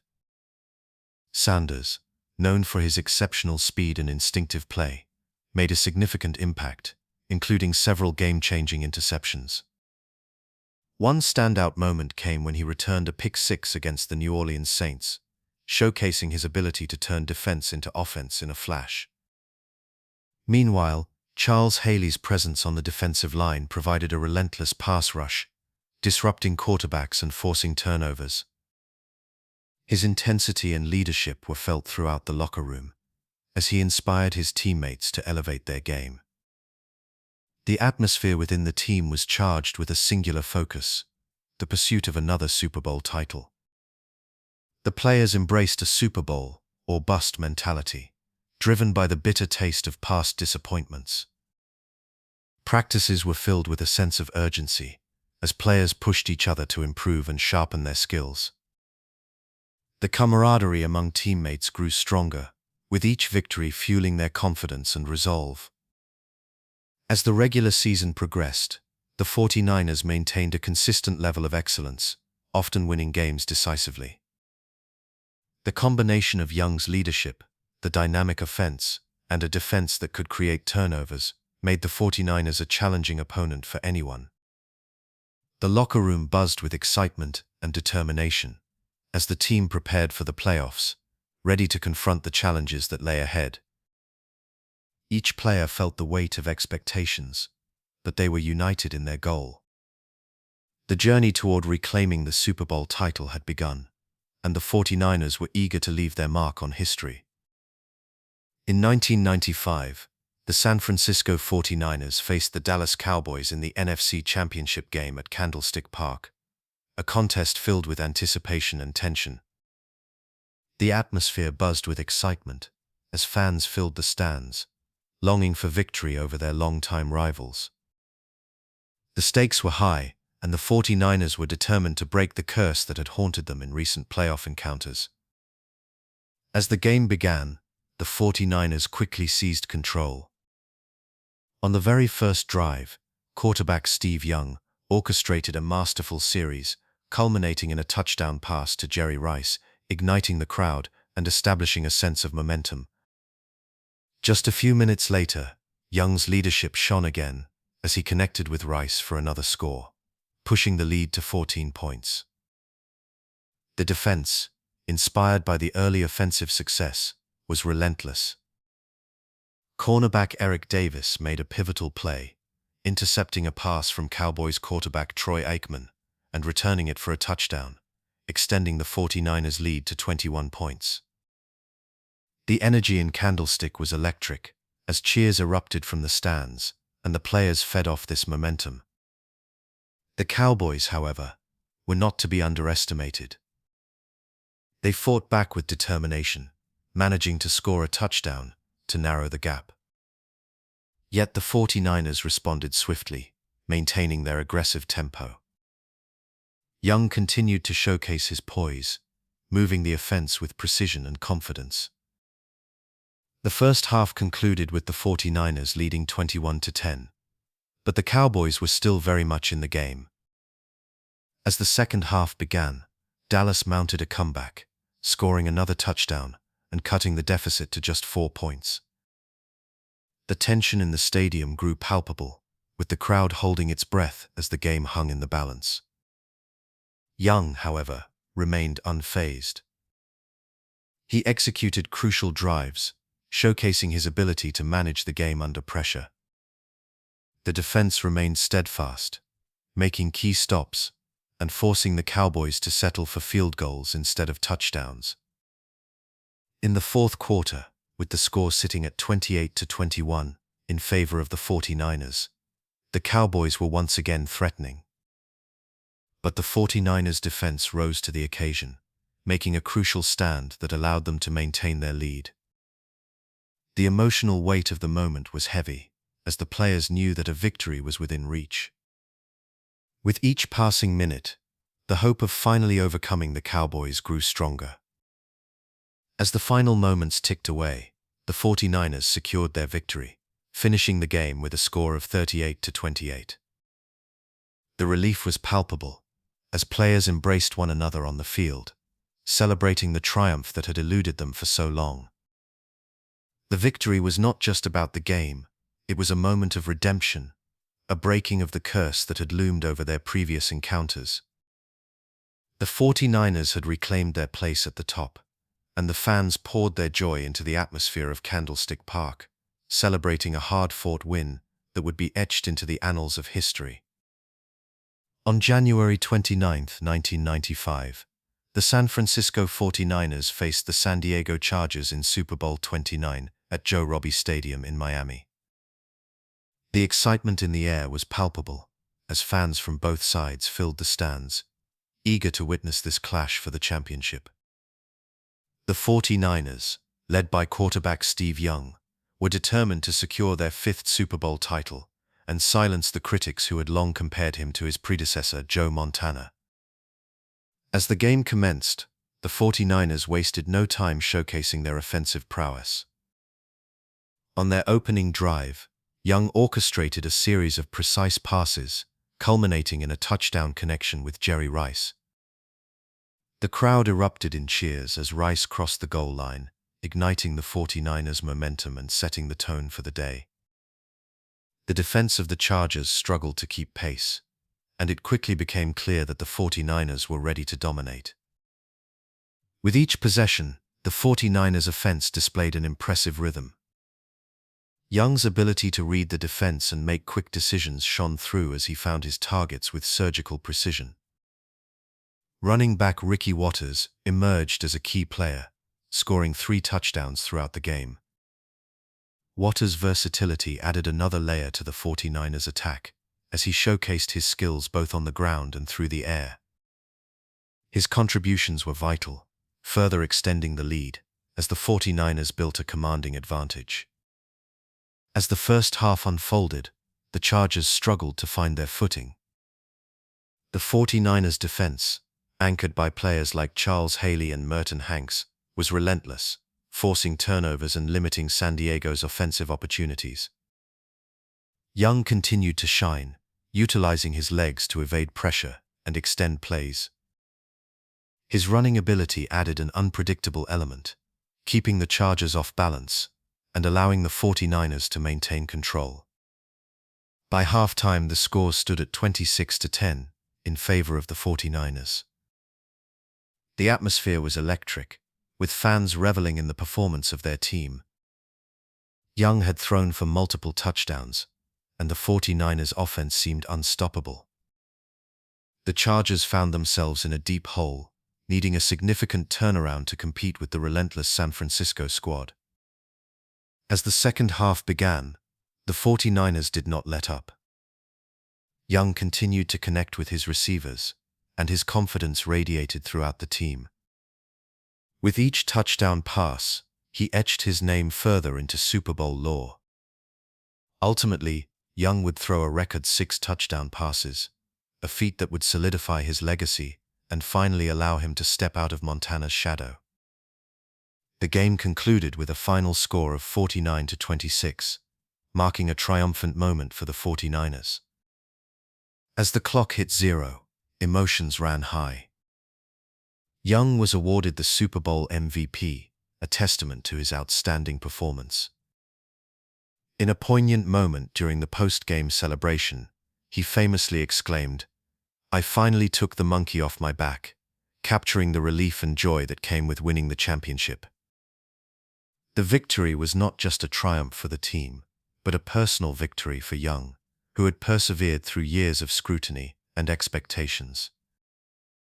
The 49ers had reclaimed their place atop the NFL, and the celebrations echoed long into the night. In 1994, cornerback Deion Sanders joined the San Francisco 49ers for a season that would leave a lasting imprint on the franchise. His arrival brought an electrifying presence to the defense, as well as a new level of confidence.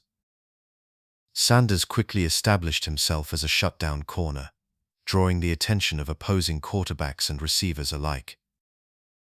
His ability to anticipate plays and his quick reflexes made him a formidable opponent on the field. He won the NFL Defensive Player of the Year award, a testament to his impact during his short time in San Francisco. Throughout that season, Sanders showcased his remarkable skills, including several memorable pick-sixes. One of the most notable came in a game against the Atlanta Falcons, where Sanders intercepted a pass and returned it for a touchdown, igniting the crowd at Candlestick Park. His speed and agility were on full display, as he effortlessly dodged would-be tacklers, leaving them in his wake. This play not only electrified the fans, but also served as a pivotal moment in the game, shifting momentum firmly in favor of the 49ers. Sanders' bravado and flair extended beyond his play on the field. Known for his trash talk, he often engaged in psychological warfare with opposing players, particularly against elite receivers like Michael Irvin of the Dallas Cowboys. Their matchups became must-watch events, filled with fierce competition and verbal exchanges. Sanders thrived in these high-stakes situations, relishing the opportunity to showcase his skills against the best. He often used his trash talk to get into the heads of his opponents, adding a layer of intensity to the games. The chemistry between Sanders and fellow defensive back Merton Hanks was another highlight of that season. The two developed a strong bond both on and off the field, which translated into effective communication during games. Hanks, known for his intelligence and instincts, complemented Sanders's athleticism perfectly. Together they formed a dynamic duo that often left opposing offenses scrambling. Their ability to read plays in real time allowed the 49ers to create turnovers and stifle opposing drives. Sanders's influence rippled throughout the entire defense. His presence allowed the other players to play with greater freedom and confidence. Linebackers and safeties felt empowered to take risks, knowing that Sanders would often lock down his side of the field. The overall performance of the defense improved significantly as they became more aggressive and opportunistic. This change in mindset helped the 49ers dominate many of their opponents, contributing to a successful season. In addition to his on-field contributions, Sanders brought a sense of swagger to the locker room. His charismatic personality and larger-than-life presence uplifted the team's morale. Players looked up to him, admiring his work ethic and dedication to excellence. His leadership style, marked by a combination of fun and fierce competitiveness, resonated with his teammates. This effect was especially important during a season where the 49ers aimed for another Super Bowl appearance. As the season progressed, Sanders continued to make plays that left fans and analysts in awe. His performance against the Green Bay Packers in the NFC Championship game was particularly memorable. Throughout the game, he demonstrated his ability to shut down some of the league's top receivers, while also contributing to the 49ers' overall defensive strategy. His relentless pursuit of excellence and his knack for making game-changing plays solidified his legacy, even during his brief time in San Francisco. In 1994, Steve Young stepped into the spotlight in a way that few could have anticipated. With Joe Montana's legacy looming over him, Young faced the season with a mix of determination and poise. He was no longer just the backup, he was the leader of the San Francisco 49ers, ready to guide them back to championship glory. Young showcased an impressive completion rate of 70.3%, a testament to his accuracy and decision-making. This efficiency not only caught the attention of fans but also silenced critics who had long scrutinized his ability to fill Montana's shoes. Throughout the season, Young's performance was nothing short of extraordinary. He threw for 35 touchdowns, showcasing a remarkable ability to connect with his receivers, particularly Jerry Rice, who continued to be a dominant force on the field. Young's chemistry with Rice was palpable, as they executed plays with precision and timing. The two shared a mutual understanding that allowed them to exploit defenses. Young's leadership qualities shone through as he navigated the pressures of high expectations, rallying his teammates behind him with a sense of unity and purpose. The 49ers offense flourished under Young's guidance, displaying a dynamic mix of passing and running plays. The team averaged over 30 points per game, often overwhelming opponents with their speed and versatility. Young's ability to extend plays with his legs added a new dimension to the offense, making it difficult for defenses to predict their next move. His toughness became a rallying point for the team, as he played through minor injuries and maintained a level of resilience that inspired those around him. Young's success was not just about individual accolades, it was about the culture he fostered within the locker room. The team rallied around his humility and work ethic. Young was approachable, often engaging with teammates and encouraging them to elevate their games. His leadership style was characterized by a blend of confidence and respect, allowing players to trust in his decisions. This camaraderie translated onto the field, as the 49ers executed plays with a collective mindset. As the season progressed, the 49ers faced tough opponents, but Young's performance remained steady. He led the team to several comeback victories, including a thrilling game against the New Orleans Saints, where he threw for 4 touchdowns, demonstrating his ability to perform under pressure. Each game added to his growing confidence, and with each victory, the 49ers moved closer to their ultimate goal of a Super Bowl appearance. The culmination of Young's efforts came in the postseason, where expectations reached a fever pitch. The team entered the playoffs with a 14-2 record, showcasing their dominance throughout the regular season. Young's composure in high-stakes situations became a defining feature of his character. The atmosphere was electric, filled with anticipation and hope, as the 49ers aimed to return to the pinnacle of the NFL. In the NFC Championship game against the Dallas Cowboys, the stakes were even higher. Young faced a formidable opponent, and the weight of history pressed down on him, yet he remained unfazed. His performance in that game would further solidify his legacy, showcasing not only his skill but also his determination to carve out his own identity within the storied franchise. The culmination of Young's journey in 1994 would soon unfold, as the 49ers sought to reclaim their place among the elite in the NFL.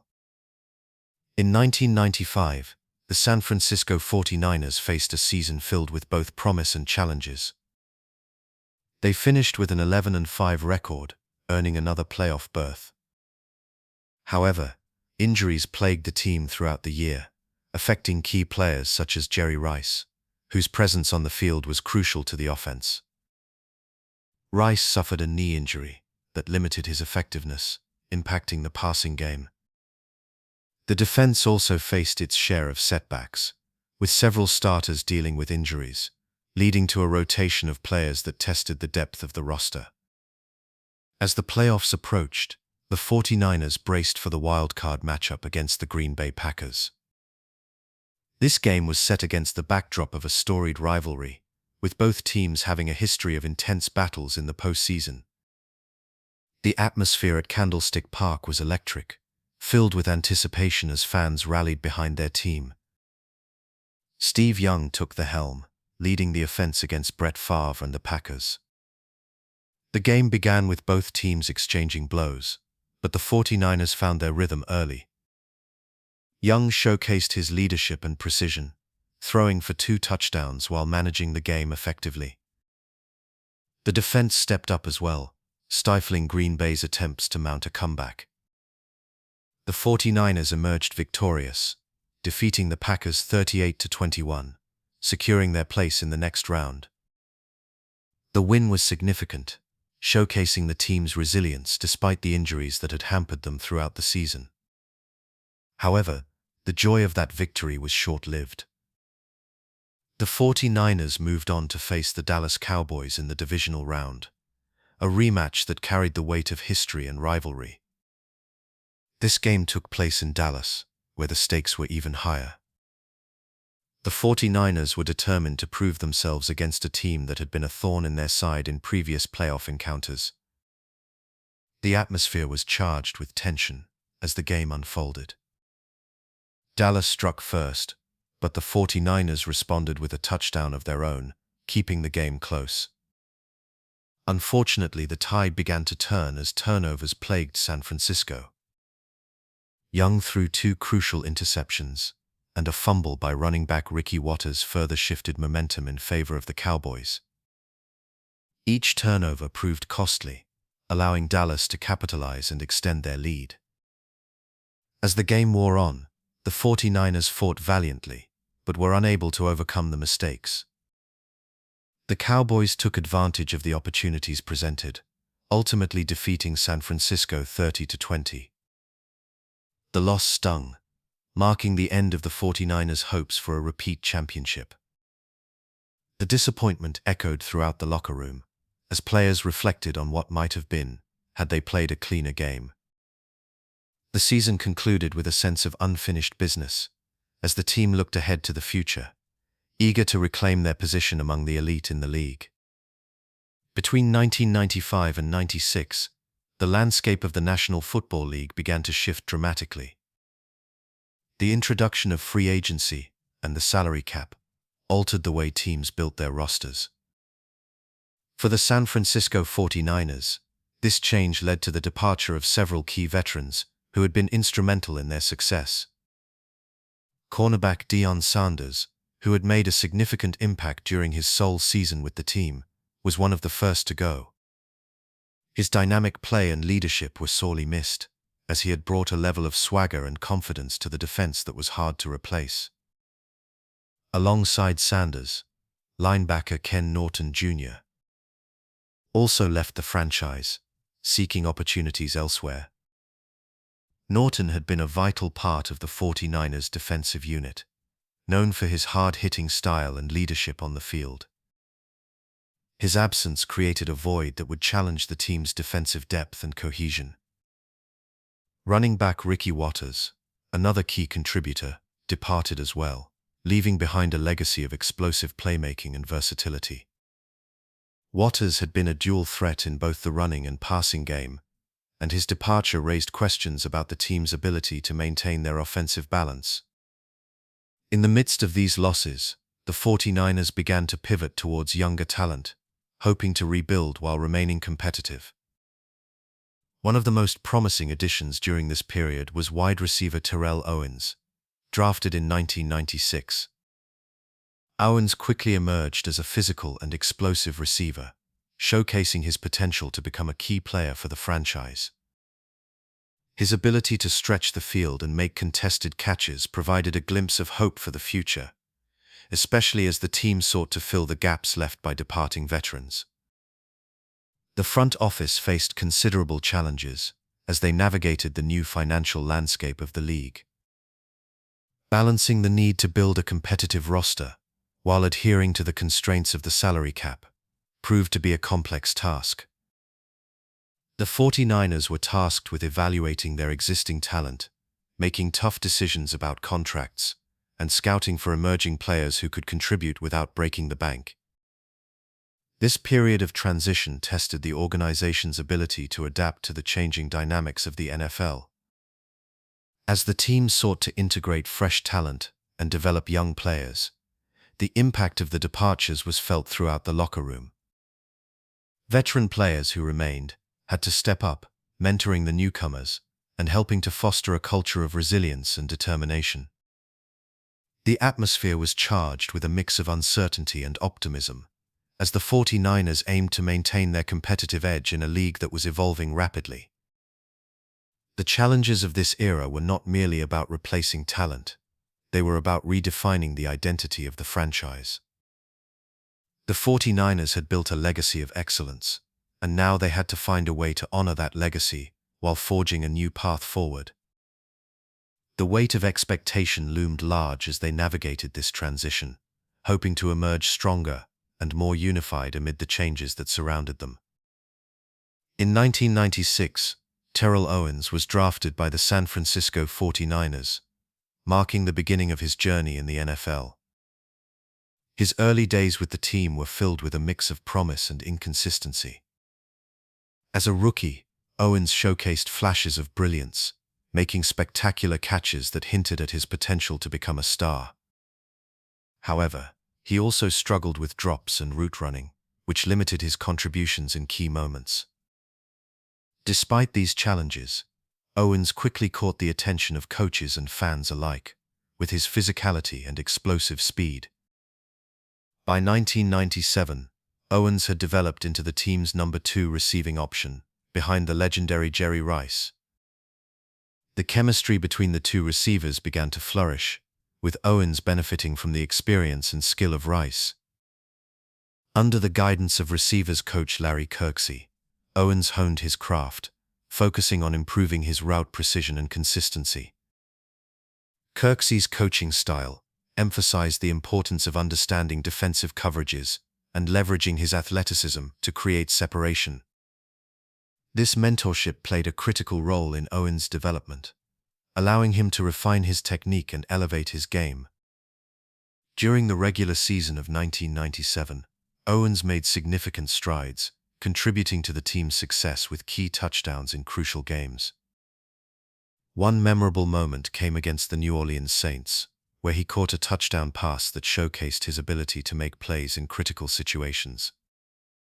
As the season progressed, he became a reliable target for quarterback Steve Young, who began to trust Owens in high-pressure scenarios. The connection between Young and Owens blossomed, creating a dynamic duo that kept opposing defenses on high alert. In the playoffs, Owens continued to make his mark. In the NFC wildcard game against the Minnesota Vikings, he demonstrated his big play ability by scoring a crucial touchdown that helped the 49ers secure a victory. The excitement in the stadium was palpable, as fans witnessed Owens' growth from a raw rookie to a key contributor in the postseason. His ability to perform under pressure solidified his reputation as a player who could rise to the occasion when it mattered most. However, the journey was not without its setbacks. Despite his talent, Owens faced challenges in maintaining consistency throughout the season. Occasionally he would revert to his earlier struggles, leading to frustration among coaches and fans. Yet with each game he learned and adapted, gradually establishing himself as a dependable receiver. His determination to improve, coupled with Kirksey's guidance, helped him navigate the ups and downs of his early career. As the season drew to a close, the foundation for Owens' future success was firmly laid. The progress he made in 1997 set the stage for his emergence as one of the league's premier wide receivers in the years to come. The combination of his physical attributes, the mentorship he received, and the trust built with his teammates marked the beginning of a remarkable trajectory that would define his career. In 1997, the San Francisco 49ers experienced a resurgence under new head coach Steve Mariucci, finishing the regular season with a strong record of 13 wins and 3 losses. Steve Young, the talented quarterback, returned to his MVP form, showcasing his ability to lead the team with both poise and precision. Young's performance was bolstered by a strong supporting cast, including Garrison Hearst, whose rushing production was a critical component of the offense. Hearst, with his powerful running style, amassed over 1,000 yards and provided a balanced attack that kept defenses guessing. As the season unfolded, the 49ers demonstrated resilience in close games, often coming from behind to secure victories. Young's leadership was evident in these moments, as he orchestrated drives that showcased his ability to read defenses and make quick decisions. One memorable game came against the New York Giants, where the 49ers found themselves down late in the fourth quarter. Young rallied the team, leading a methodical drive that culminated in a touchdown pass, sealing a thrilling 31-28 victory. This game epitomized the 49ers' fighting spirit and reinforced their belief in one another. The defense, too, played a pivotal role in the team's success. Anchored by Bryant Young, a formidable presence on the defensive line, the unit consistently stifled opposing offenses. Bryant Young's ability to disrupt plays and pressure quarterbacks became a cornerstone of the 49ers' defensive strategy. His relentless pursuit and tenacity not only contributed to the team's success, but also inspired his teammates to elevate their own performances. As the regular season progressed, the camaraderie within the locker room grew stronger. The team's morale soared, fueled by their impressive record and the confidence gained from overcoming adversity in tight games. Players spoke of a shared belief that they could achieve greatness together, and this unity became palpable as they approached the playoffs. The combination of Young's leadership, Hearst's dynamic rushing, and the stingy defense created a sense of purpose that resonated throughout the organization. Entering the postseason, the 49ers were viewed as serious contenders. The blend of experience and youthful energy created an atmosphere of optimism and determination. Fans filled Candlestick Park, their excitement reflecting the team's potential to make a deep playoff run. The 49ers had their sights set on not just competing, but reclaiming their status as one of the elite teams in the league. With each passing game, the belief that they could achieve greatness solidified, and the anticipation for what lay ahead grew stronger. On January 11, 1998, the San Francisco 49ers faced the Green Bay Packers in the NFC Championship game at Candlestick Park. As the rain fell and the wind howled, the atmosphere was charged with anticipation, but the weather would prove to be a formidable opponent. The 49ers, with their hopes set on returning to the Super Bowl, were met with a Green Bay team led by the sharp precision of quarterback Brett Favre. From the opening whistle, it was clear that the elements would play a significant role in determining the outcome of this critical contest. The game began with both teams feeling out their opponents, but the Packers struck first, capitalizing on a 49ers turnover early in the first quarter. Steve Young, the 49ers quarterback, faced relentless pressure from the Packers' defense, particularly from the imposing Reggie White. White's ability to penetrate the offensive line disrupted Young's rhythm. As the rain continued to pour, the ball became slick, leading to several mishandled passes and missed opportunities for the 49ers. Young attempted to find his rhythm, but the combination of the weather and Green Bay's aggressive defense stifled his efforts. The 49ers managed to put points on the board with a field goal, but the Packers responded with a touchdown, showcasing Favre's ability to throw accurately, even in the harsh conditions. Favre's precision was remarkable, as he connected with his receivers, including a key completion to Antonio Freeman, which set up another touchdown. The 49ers' defense, while strong throughout the season, struggled to contain Favre's quick release and the Packers' ability to exploit the wet field. Leroy Butler, a standout safety for the Packers, made crucial tackles that prevented the 49ers from gaining any significant momentum. As the game progressed, the frustration mounted for the 49ers. Young had moments where he appeared poised to lead the team back into contention, but the combination of defensive pressure and miscommunication with his receivers led to a series of stalled drives. The rain-soaked conditions made it difficult to execute the West Coast offense's short, precise passing game, and the 49ers found themselves trailing at halftime with a score of 16-3.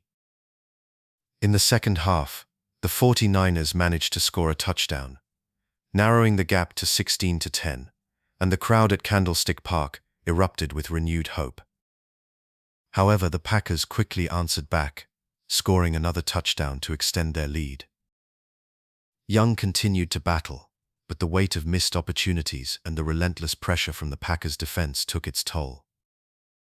Favre's performance was a stark contrast, as he calmly navigated the field, displaying the confidence of a seasoned champion. As the clock wound down, the realization set in for the 49ers that they were running out of time. The rain continued to fall, and the wind swirled around the stadium, echoing the disappointment that filled the hearts of the players and fans alike. The final whistle blew with the scoreboard reading 23-10 in favor of the Packers, sealing the 49ers' fate and ending their hopes of a return to the Super Bowl. The feeling of a missed opportunity loomed large as the team reflected on the challenges they faced that day, both from their opponents and the unforgiving weather. In 1997, the San Francisco 49ers faced a challenging beginning to their season when Jerry Rice, their legendary wide receiver, suffered a significant knee injury during the first game against the New England Patriots. In a moment that sent shockwaves through the team and its fan base, Rice caught a pass and was tackled awkwardly, causing immediate concern as he hit the ground. The initial diagnosis revealed a torn anterior cruciate ligament, which would require surgery and a lengthy rehabilitation process. The loss of Rice, a player known for his incredible work ethic and unmatched skill, left a palpable void on the field and in the locker room. As the weeks turned into months, Rice committed himself to a rigorous rehabilitation regimen. His determination was evident as he worked tirelessly to regain strength and mobility in his knee. The support from his teammates and the fan base served as a source of motivation for him. Rice was not just a player, he was an icon in the Bay Area, and the community rallied around him, hoping for his return.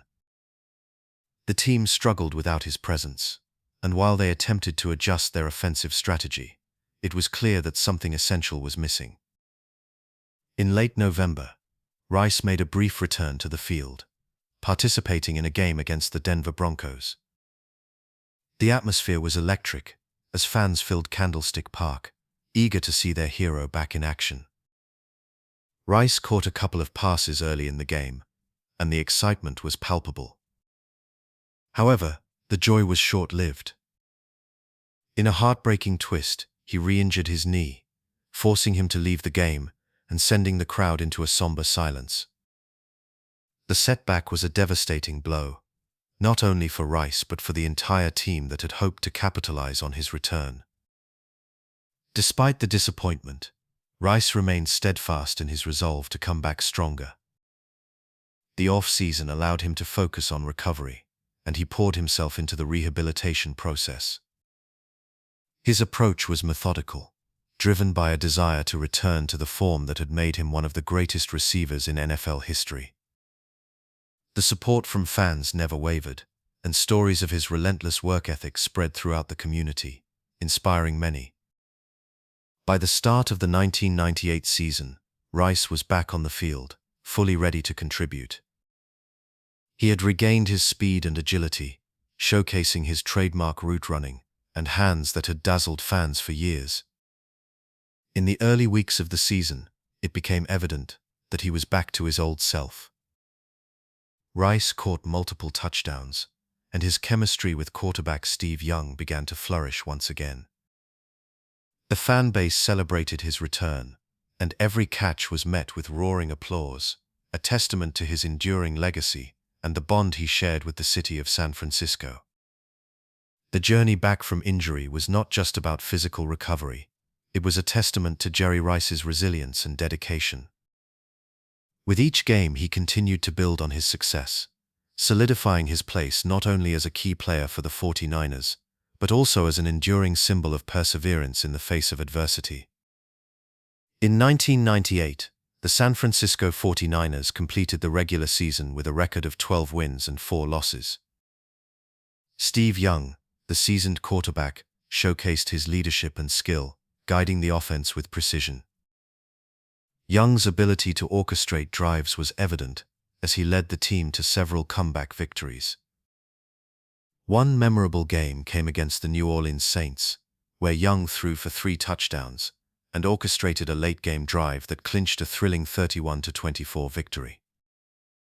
The team's resilience was a hallmark of their season, and Young's experience shone through in moments of pressure.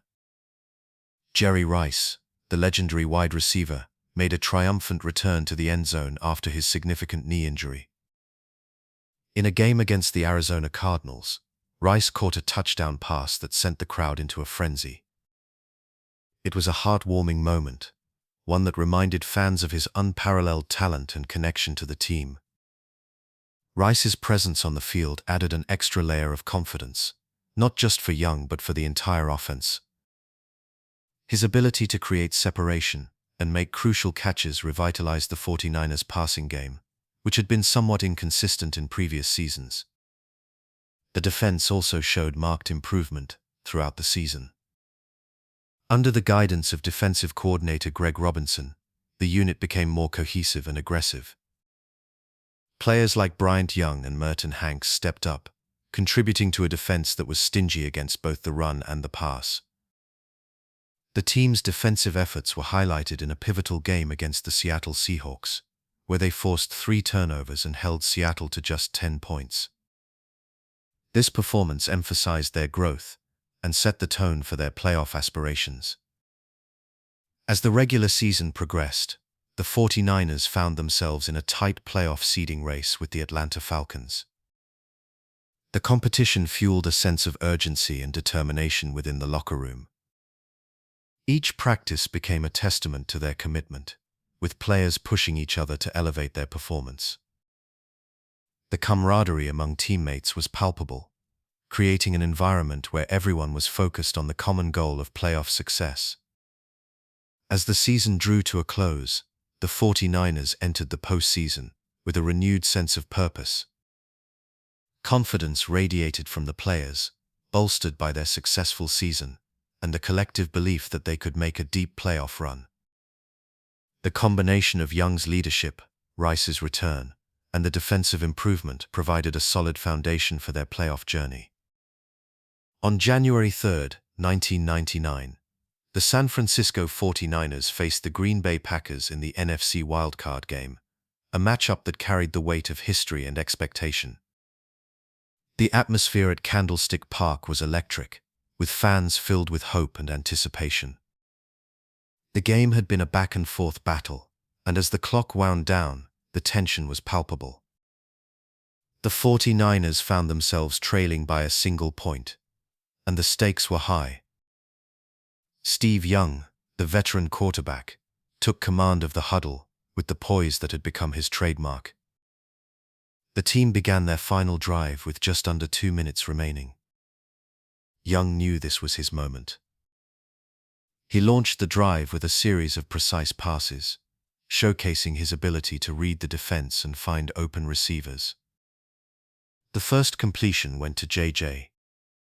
Stokes, who made a crucial catch to move the chains.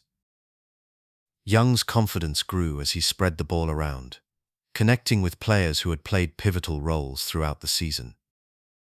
However, the pressure was mounting, and not every moment was flawless. Terrell Owens, the promising young receiver, had a rough start. Earlier in the game, he had dropped 2 critical passes, leaving him frustrated and eager for redemption. Now, with the game on the line, he remained focused, determined to make a significant contribution. Young looked for Owens again, and this time, the connection was flawless. Owens made an impressive catch, securing a first down and keeping the drive alive. As the clock ticked down, the crowd's excitement transformed into a symphony of cheers and anxious gasps. Young continued to lead his team down the field, but the Packers, led by their own star quarterback Brett Favre, were not backing down easily. Favre had orchestrated a late-game surge of his own, connecting with his receivers and moving the Packers into scoring position. The tension escalated as the two teams exchanged momentum, each play heightening the stakes. Young's drive culminated in a final push, and the 49ers were nearing the end zone. With just 3 seconds left on the clock, the moment arrived. Young dropped back and scanned the field for his options. He spotted Owens, who had managed to create just enough separation from his defender. With a swift flick of his wrist, Young delivered a perfect pass to the corner of the end zone. Owens leaped, and in a moment that would echo through history, he caught the ball, securing the touchdown with an incredible display of skill. The stadium erupted in jubilation as the realization of the moment washed over the fans. This wasn't just a touchdown. It was a connection that mirrored the franchise's storied past.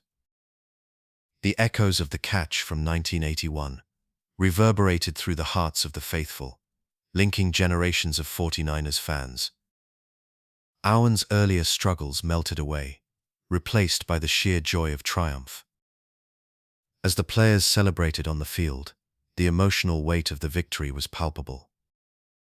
Young embraced Owens, celebrating the redemption that had unfolded before their eyes. The crowd continued to roar, a collective expression of relief and joy that filled the air with an electric energy. The 49ers had secured their place in the next round of the playoffs, and the spirit of the franchise felt alive and vibrant once more. On January 9, 1999, the San Francisco 49ers met the Atlanta Falcons in the NFC Divisional round. Candlestick Park was filled with anticipation, the atmosphere thick with the hopes of a fan base eager to see their team progress further into the playoffs. The game began with a fierce intensity, each team exchanging blows in a physical contest that showcased their determination. However, early in the first quarter, the 49ers faced a significant setback. Garrison Hearst, the team's star running back, suffered a severe ankle injury that would sideline him for the remainder of the game. His absence created a void in the offense, as Hearst had been a crucial component of their ground attack, capable of wearing down defenses and providing balance to the passing game. With Hearst out, the 49ers leaned heavily on the arm of Steve Young. Young, known for his dual-threat capability, attempted to rally his teammates, but the Falcons' defense tightened, sensing the vulnerability in San Francisco's game plan. The first half was marked by missed opportunities for the 49ers, as they struggled to find rhythm without their leading rusher. Young's attempts to connect with his receivers were met with mixed success. While Terrell Owens made some key catches, the offense failed to capitalize on critical drives. The Falcons took advantage of the 49ers' struggles, scoring a touchdown to take the lead. As the second half unfolded, the tension escalated. The 49ers' defense, usually a stalwart unit, faced its own challenges. Atlanta's quarterback, Chris Chandler, orchestrated a series of methodical drives, keeping the 49ers on their heels. A crucial interception by the 49ers' defense provided a glimmer of hope, but the offense remained unable to convert the turnover into points. Young continued to fight, using his legs to extend plays and find open receivers, yet the Falcons' defense remained resolute. The game reached a critical juncture in the fourth quarter. With the score tight, every possession became increasingly pivotal. The 49ers managed to score a touchdown, regaining a brief lead. However, the Falcons responded swiftly, executing a well-timed drive that culminated in a field goal attempt. The tension in the stadium was palpable as the Falcons lined up for the kick. The ball sailed through the air, splitting the uprights and giving Atlanta a 2-point lead with only seconds remaining. The 49ers, now desperate, scrambled to mount one last drive, but time ran out, sealing their fate. After the game, the emotional weight of the loss hung heavy in the locker room.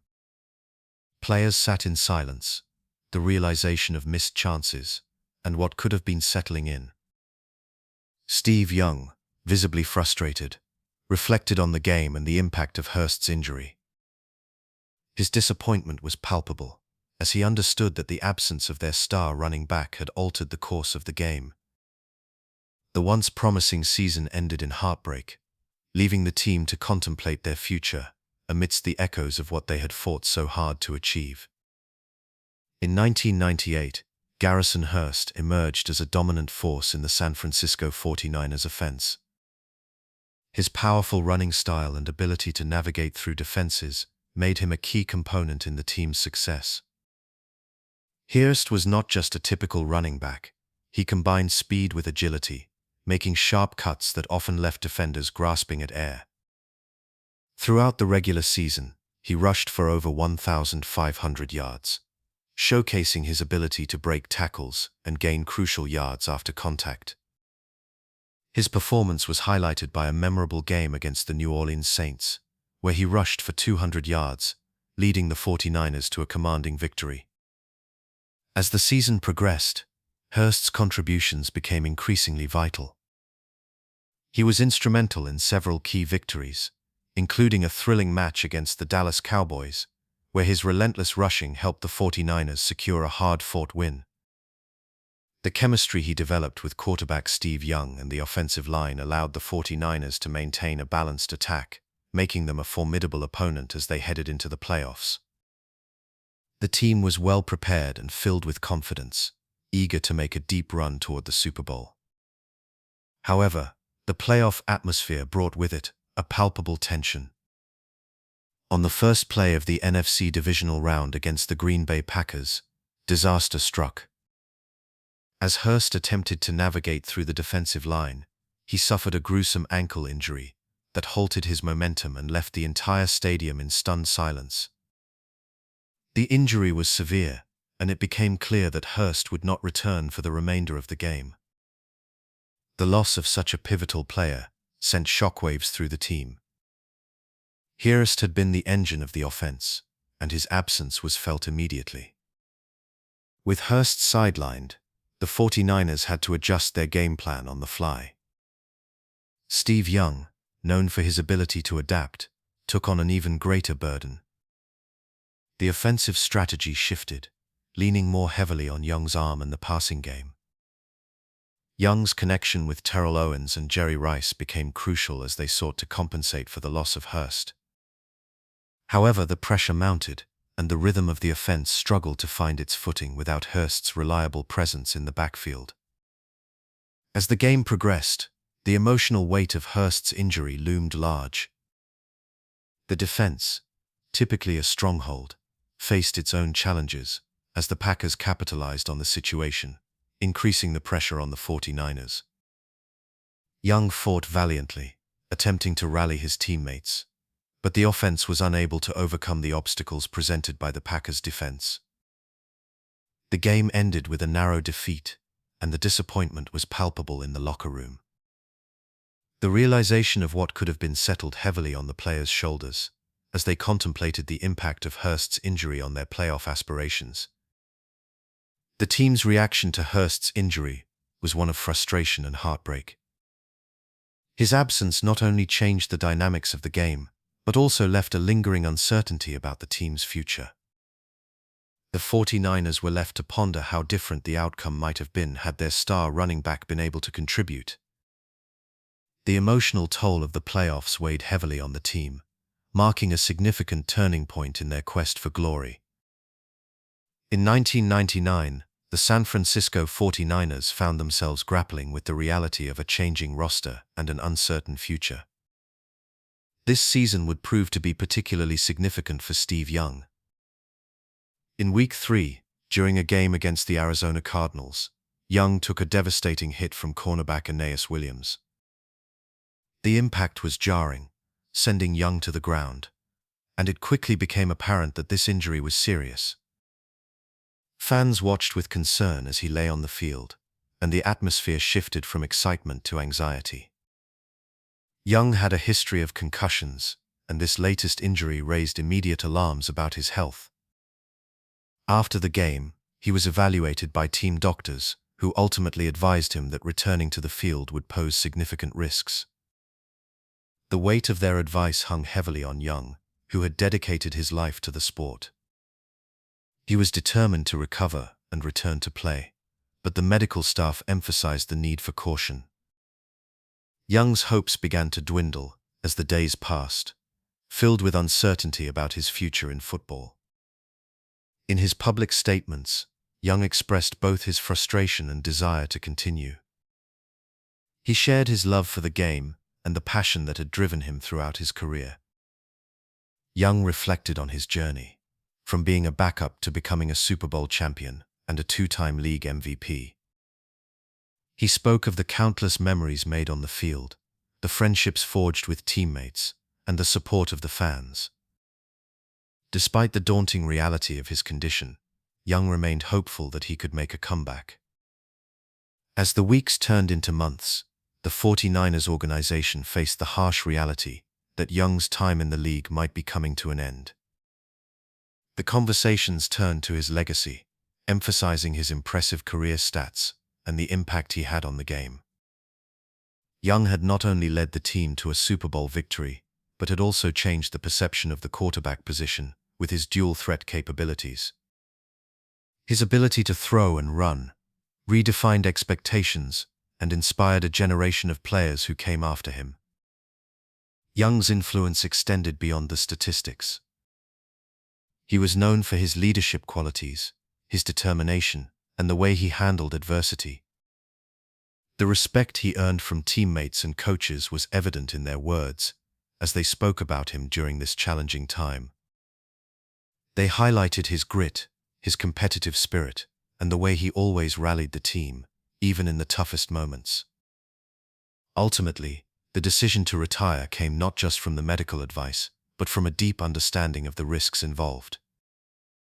Young's career, filled with remarkable highs and challenging lows, concluded with the dignity that characterized his time in the league. His legacy as a Hall of Famer was solidified, marked by 2 MVP awards, a Super Bowl championship, and countless memorable moments that would be cherished by fans and players alike. The impact of his career would resonate in the hearts of many, leaving an indelible mark on the history of the San Francisco 49ers and the sport itself. In 1999, Steve Young's journey through the National Football League had transformed him from a promising backup to a celebrated legend. His career, marked by both struggle and triumph, had redefined the quarterback position in ways that would resonate for years to come. Young had spent several seasons waiting in the shadows of Joe Montana, learning and growing as he observed one of the game's greatest. The doubts he faced during those years were palpable. Critics often questioned whether he could ever step out from Montana's shadow, and whether he could handle the pressure of being the face of the franchise. Young's breakthrough came in the early 1990s. His dual-threat ability allowed him to extend plays with both his arm and his legs, showcasing a unique skill set that many had not seen before. In 1994, he threw for 35 touchdowns, leading the league while capturing the MVP award. This was a season that highlighted his growth, both as a player and as a leader. He was not only a dynamic athlete, but also an intelligent quarterback who understood the nuances of the game, making quick decisions under pressure. Young's ability to read defenses and adjust on the fly became his hallmark, and he inspired confidence in his teammates with his unwavering determination. Throughout his career, Young amassed impressive statistics. He finished with over 33,000 passing yards and more than 230 touchdown passes. His accomplishments extended beyond the numbers. Young's performances in high-stakes games solidified his legacy, particularly in the Super Bowl against the San Diego Chargers in 1995, where he threw a record 6 touchdown passes, finally establishing his own identity in the league. The moment was cathartic, as it marked a significant turning point in his career, allowing him to step out from the shadow of his predecessor. Young's leadership qualities were evident to all who played with him. Teammates often spoke of his work ethic and the way he motivated others. He was known for his intense preparation, often spending extra hours studying film and honing his skills. Coaches recognized his ability to inspire those around him, creating a culture of accountability and excellence within the locker room. Young had a way of making everyone feel important, from the star players to those further down the depth chart. His charisma and approachability endeared him to fans and teammates alike. As Young transitioned into retirement, reflections on his career were filled with admiration. Coaches and players alike lauded his contributions to the game, emphasizing the impact he had on the evolution of the quarterback position. They noted how he opened doors for future generations of dual-threat quarterbacks, showing that success could be achieved with a blend of athleticism and intelligence. Young's legacy was not just in the records he set, but in the spirit he brought to the game, embodying the relentless pursuit of greatness. By the end of 1999, the San Francisco 49ers had entered a new chapter, marked by significant transitions among their core players.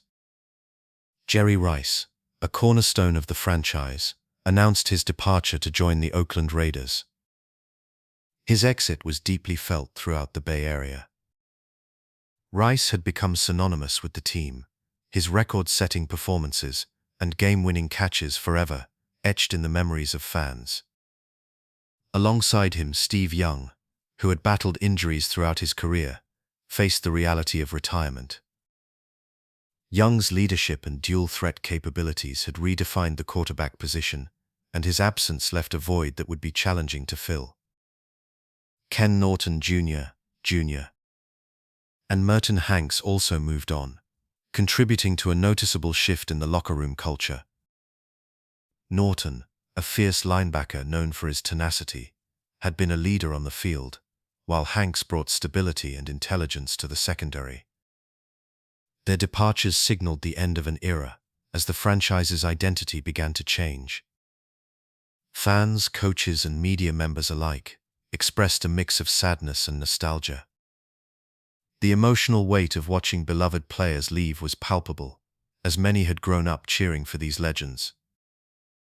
The memories of their triumphs lingered, but so did the uncertainty of what lay ahead. As the front office began to contemplate the future, preparations for rebuilding under new leadership took shape. With a focus on youth and potential, the team sought to identify new stars who could carry the torch. The departure of such influential figures prompted discussions about the direction of the franchise. Coaches and executives explored various strategies, considering the importance of blending experience with fresh talent. The challenge was clear: to honor the legacy of the past, while forging a new path forward. In the midst of this transition, the fan base remained hopeful, yet apprehensive. Many wondered how the team would adapt to the loss of its foundational players. The community had built a strong bond with the franchise, and the thought of starting anew was daunting. Yet the spirit of the 49ers remained alive, with a deep-rooted belief that new heroes would emerge. The anticipation of future seasons was mixed with reflections on a storied legacy, as the echoes of past glory reverberated through Candlestick Park. As the team prepared for the upcoming season, the emphasis was on embracing change while retaining the core values that had defined the organization. The front office recognized the need to revitalize the roster, focusing on the draft and free agency to discover the next generation of talent. The commitment to excellence, a hallmark of the franchise, remained steadfast, guiding their decisions as they navigated this pivotal moment in their history. The foundation may have shifted, but the essence of the San Francisco 49ers was poised to endure, ready to embark on a new journey while cherishing the memories of those who had come before. In the years following 1999, the San Francisco 49ers found themselves in a period of transition that would reshape the franchise. With Steve Young's retirement, the team turned to Jeff Garcia as their new starting quarterback. Garcia, a former undrafted free agent, had spent time as a backup and was eager to prove himself as a capable leader. In his first season as a starter in 1999, he displayed flashes of potential, throwing for over 2,000 yards and completing nearly 60% of his passes. His mobility and ability to extend plays brought a different energy to the offense, though the team finished the season with a disappointing record of 4 wins and 12 losses. The coaching staff underwent changes as well, with the front office looking to establish a new direction. The team hired head coach Steve Mariucci, who had previously been the offensive coordinator for the Green Bay Packers. Mariucci's philosophy emphasized a balanced offensive attack, aiming to blend the passing game with a strong running game. As the new season began, there was hope that under his guidance, the 49ers could cultivate a competitive roster while developing Garcia's skills. In the year 2000, the 49ers showed signs of progress. They improved their record to 6 wins and 10 losses, a step in the right direction despite not making the playoffs. Garcia's performance continued to evolve as he threw for more than 3,000 yards and connected for 28 touchdown passes. His chemistry with emerging young talents like Terrell Owens, who had begun to solidify his position as a premier receiver, became a focal point of the offense. Owens showcased his explosive ability and playmaking skills, catching over 70 passes for more than 1,100 yards that season. However, the organization faced challenges beyond the field.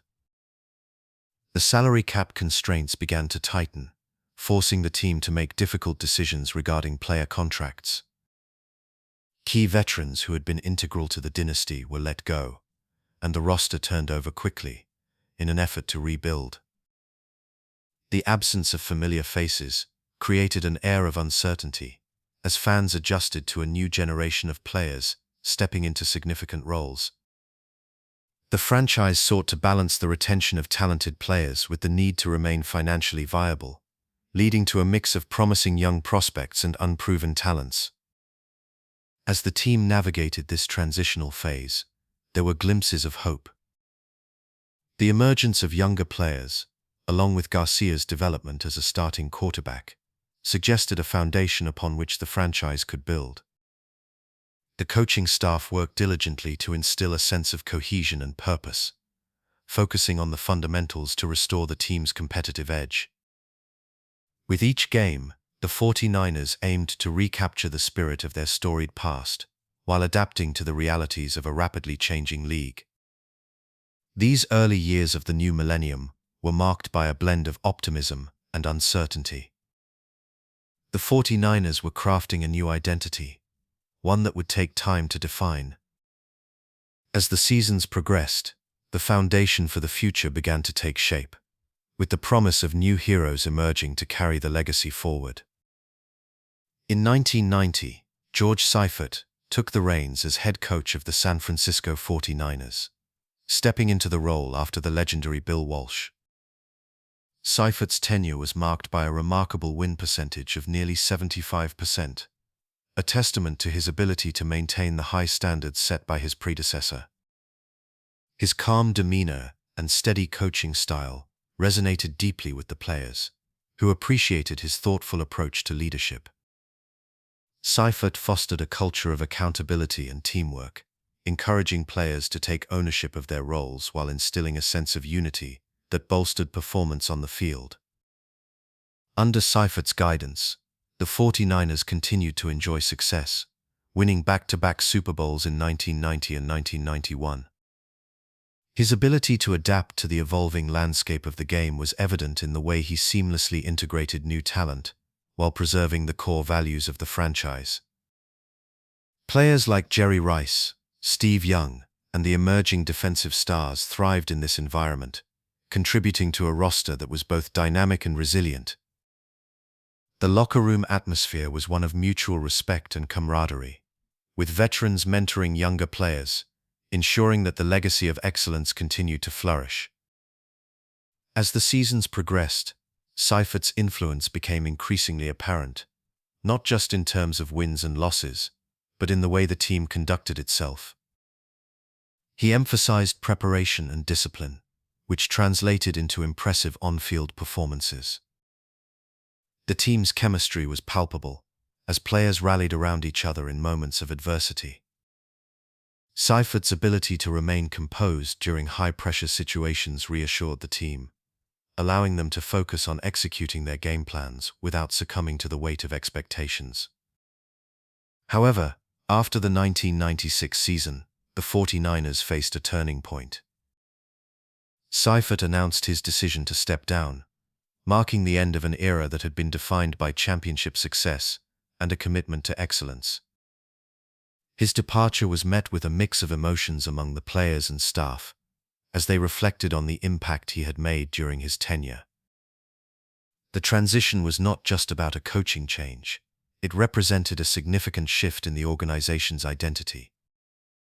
Seifert had embodied the ideals of the franchise, and his absence left a void that would require careful navigation in the years to come. As the team moved forward, the challenge of maintaining the high standards set under Seifert loomed large.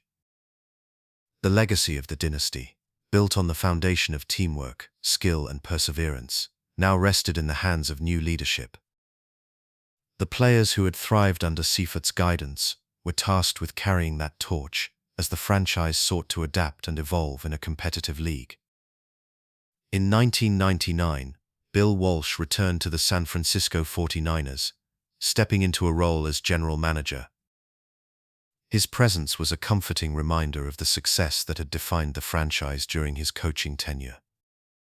With a deep understanding of the game and an eye for talent, Walsh aimed to guide the team through a transitional period following the retirement of Steve Young.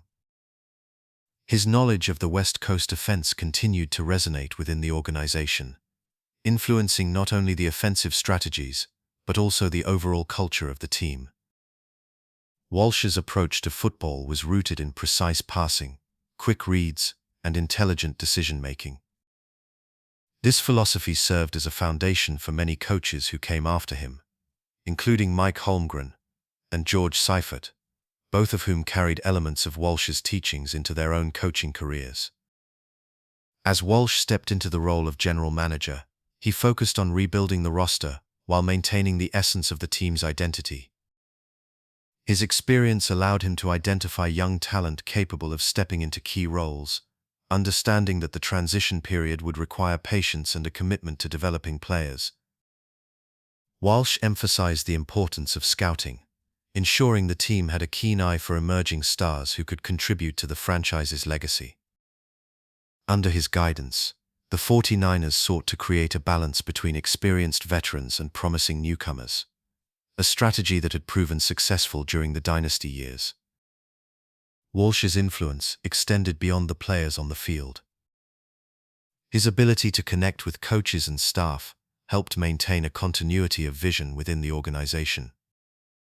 He encouraged an environment of collaboration, where ideas could flow freely and innovation could thrive. The principles of the West Coast offense, which emphasized short, quick passes and a strong running game, continued to shape the team's offensive identity. Even as the league evolved, Walsh's concepts remained relevant, providing a blueprint for success that many teams sought to emulate. In the years following his retirement as head coach, Walsh remained a respected figure in the NFL. He often provided insights and commentary on the evolving landscape of the game, sharing his thoughts on player development and team dynamics. His voice carried weight, as many viewed him as a pioneer who had changed the way football was played. The impact of the West Coast offense was evident across the league, influencing coaching strategies and player evaluations. Teams recognized the effectiveness of quick, efficient passing, which allowed quarterbacks to thrive in a fast-paced environment.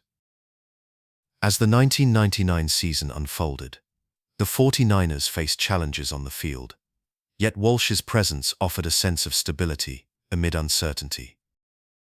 His involvement in the decision-making process was pivotal, as he aimed to guide the franchise through a period of change while honoring the legacy of the players who had come before. The transition following Young's departure was significant, yet Walsh believed that with the right leadership and vision, the 49ers could once again compete at a high level. In this time of rebuilding, the essence of Bill Walsh's influence remained a guiding light for the organization. His commitment to excellence and innovation continued to resonate within the fabric of the team, reminding everyone of the heights they had reached together. As the 49ers navigated this new chapter, they carried forward the ideals that had shaped their dynasty, striving to honor the legacy that Walsh had built. From 1981 to 1998, the San Francisco 49ers established themselves as one of the most dominant franchises in NFL history.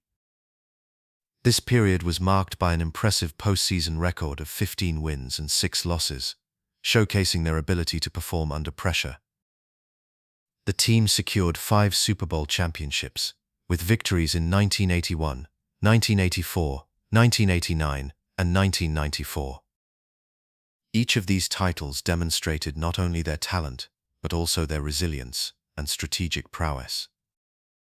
Offensively, the 49ers consistently ranked among the league's best, often leading in points scored and total yards. Joe Montana and Steve Young, both Hall of Fame quarterbacks, orchestrated the West Coast offense with precision. Montana's ability to read defenses and deliver accurate passes was complemented by Young's dual threat capabilities, making them a nightmare for opposing defenses. In 1994, Steve Young achieved a passer rating of 114.1, a testament to his efficiency and command of the game.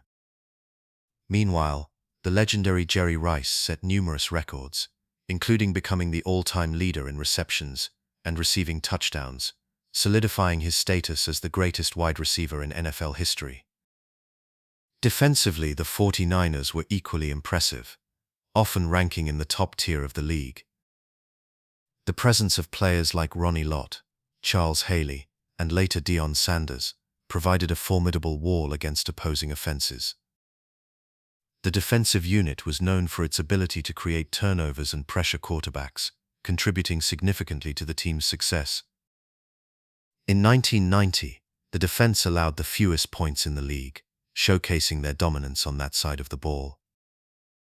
During this era, numerous players were recognized for their outstanding performances, earning Pro Bowl selections and All-Pro honors. Joe Montana and Steve Young both won multiple NFL Most Valuable Player awards, while Jerry Rice consistently earned accolades as the league's best receiver.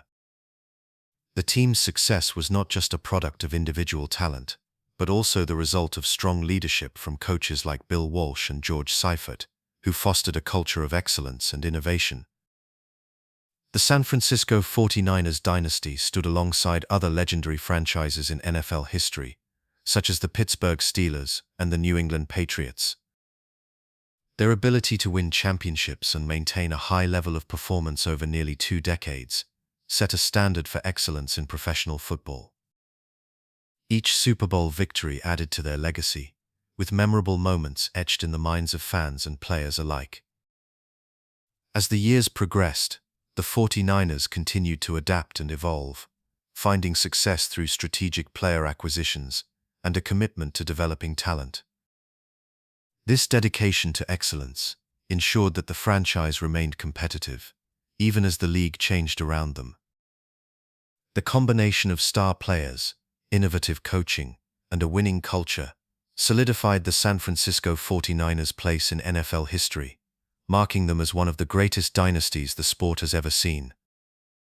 From 1981 to 1998, the San Francisco 49ers became a cornerstone of the Bay Area's cultural identity, with Candlestick Park serving as a sacred space for fans. The stadium, nestled in the heart of San Francisco, was more than just a venue. It was a gathering place where generations came together to witness moments of glory and heartache. Families would arrive early, filling the parking lots with laughter, barbecues, and spirited discussions about the team's chances. The aroma of grilled food wafted through the air, mingling with the anticipation of the game ahead. As the sun set over the bay, the vibrant red and gold colors of the 49ers filled the stands, creating a sea of unwavering support. Traditions blossomed within the walls of Candlestick. Fans would chant the names of their favorite players, creating an electric atmosphere that reverberated with each touchdown. The iconic "We Want the 49ers" chant would rise from the stands, echoing the collective hope and passion of the crowd. Children, clutching foam fingers and wearing jerseys, learned the game alongside their parents, creating bonds that would last a lifetime. The connection between the team and its supporters deepened with each win, and the community celebrated together, whether in victory or defeat. As the 49ers marched towards their championships, parades became a cherished tradition. The streets of San Francisco would fill with jubilant fans, celebrating the triumphs of their beloved team. Players would ride on floats, waving to the crowds that had cheered them on through thick and thin. The joy on the faces of fans, young and old alike, mirrored the pride that coursed through the city. These parades were not merely celebrations of victories, they were a testament to the shared experiences that connected the community, a fabric woven with stories of hope and perseverance. The emotional weight of the dynasty's final days was palpable.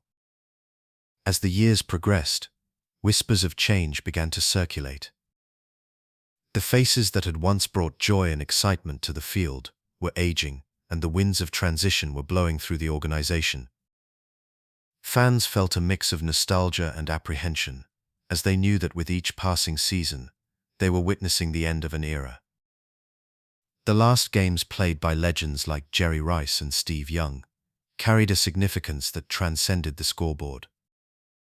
Each snap, each throw, and each catch was met with a sense of reverence, as the crowd recognized they were part of something monumental. Yet, even as the dynasty began to fade, the pride remained. The memories of glory days, of thrilling comebacks and unforgettable moments, lingered in the hearts of fans. The legacy of those years continued to shape the identity of the franchise and its supporters. Candlestick Park, with its weathered seats and storied history, stood as a reminder of the joy and camaraderie that the 49ers had brought to the Bay Area. It was a place where dreams were realized and legends were born, and the echoes of those days would resonate for generations to come.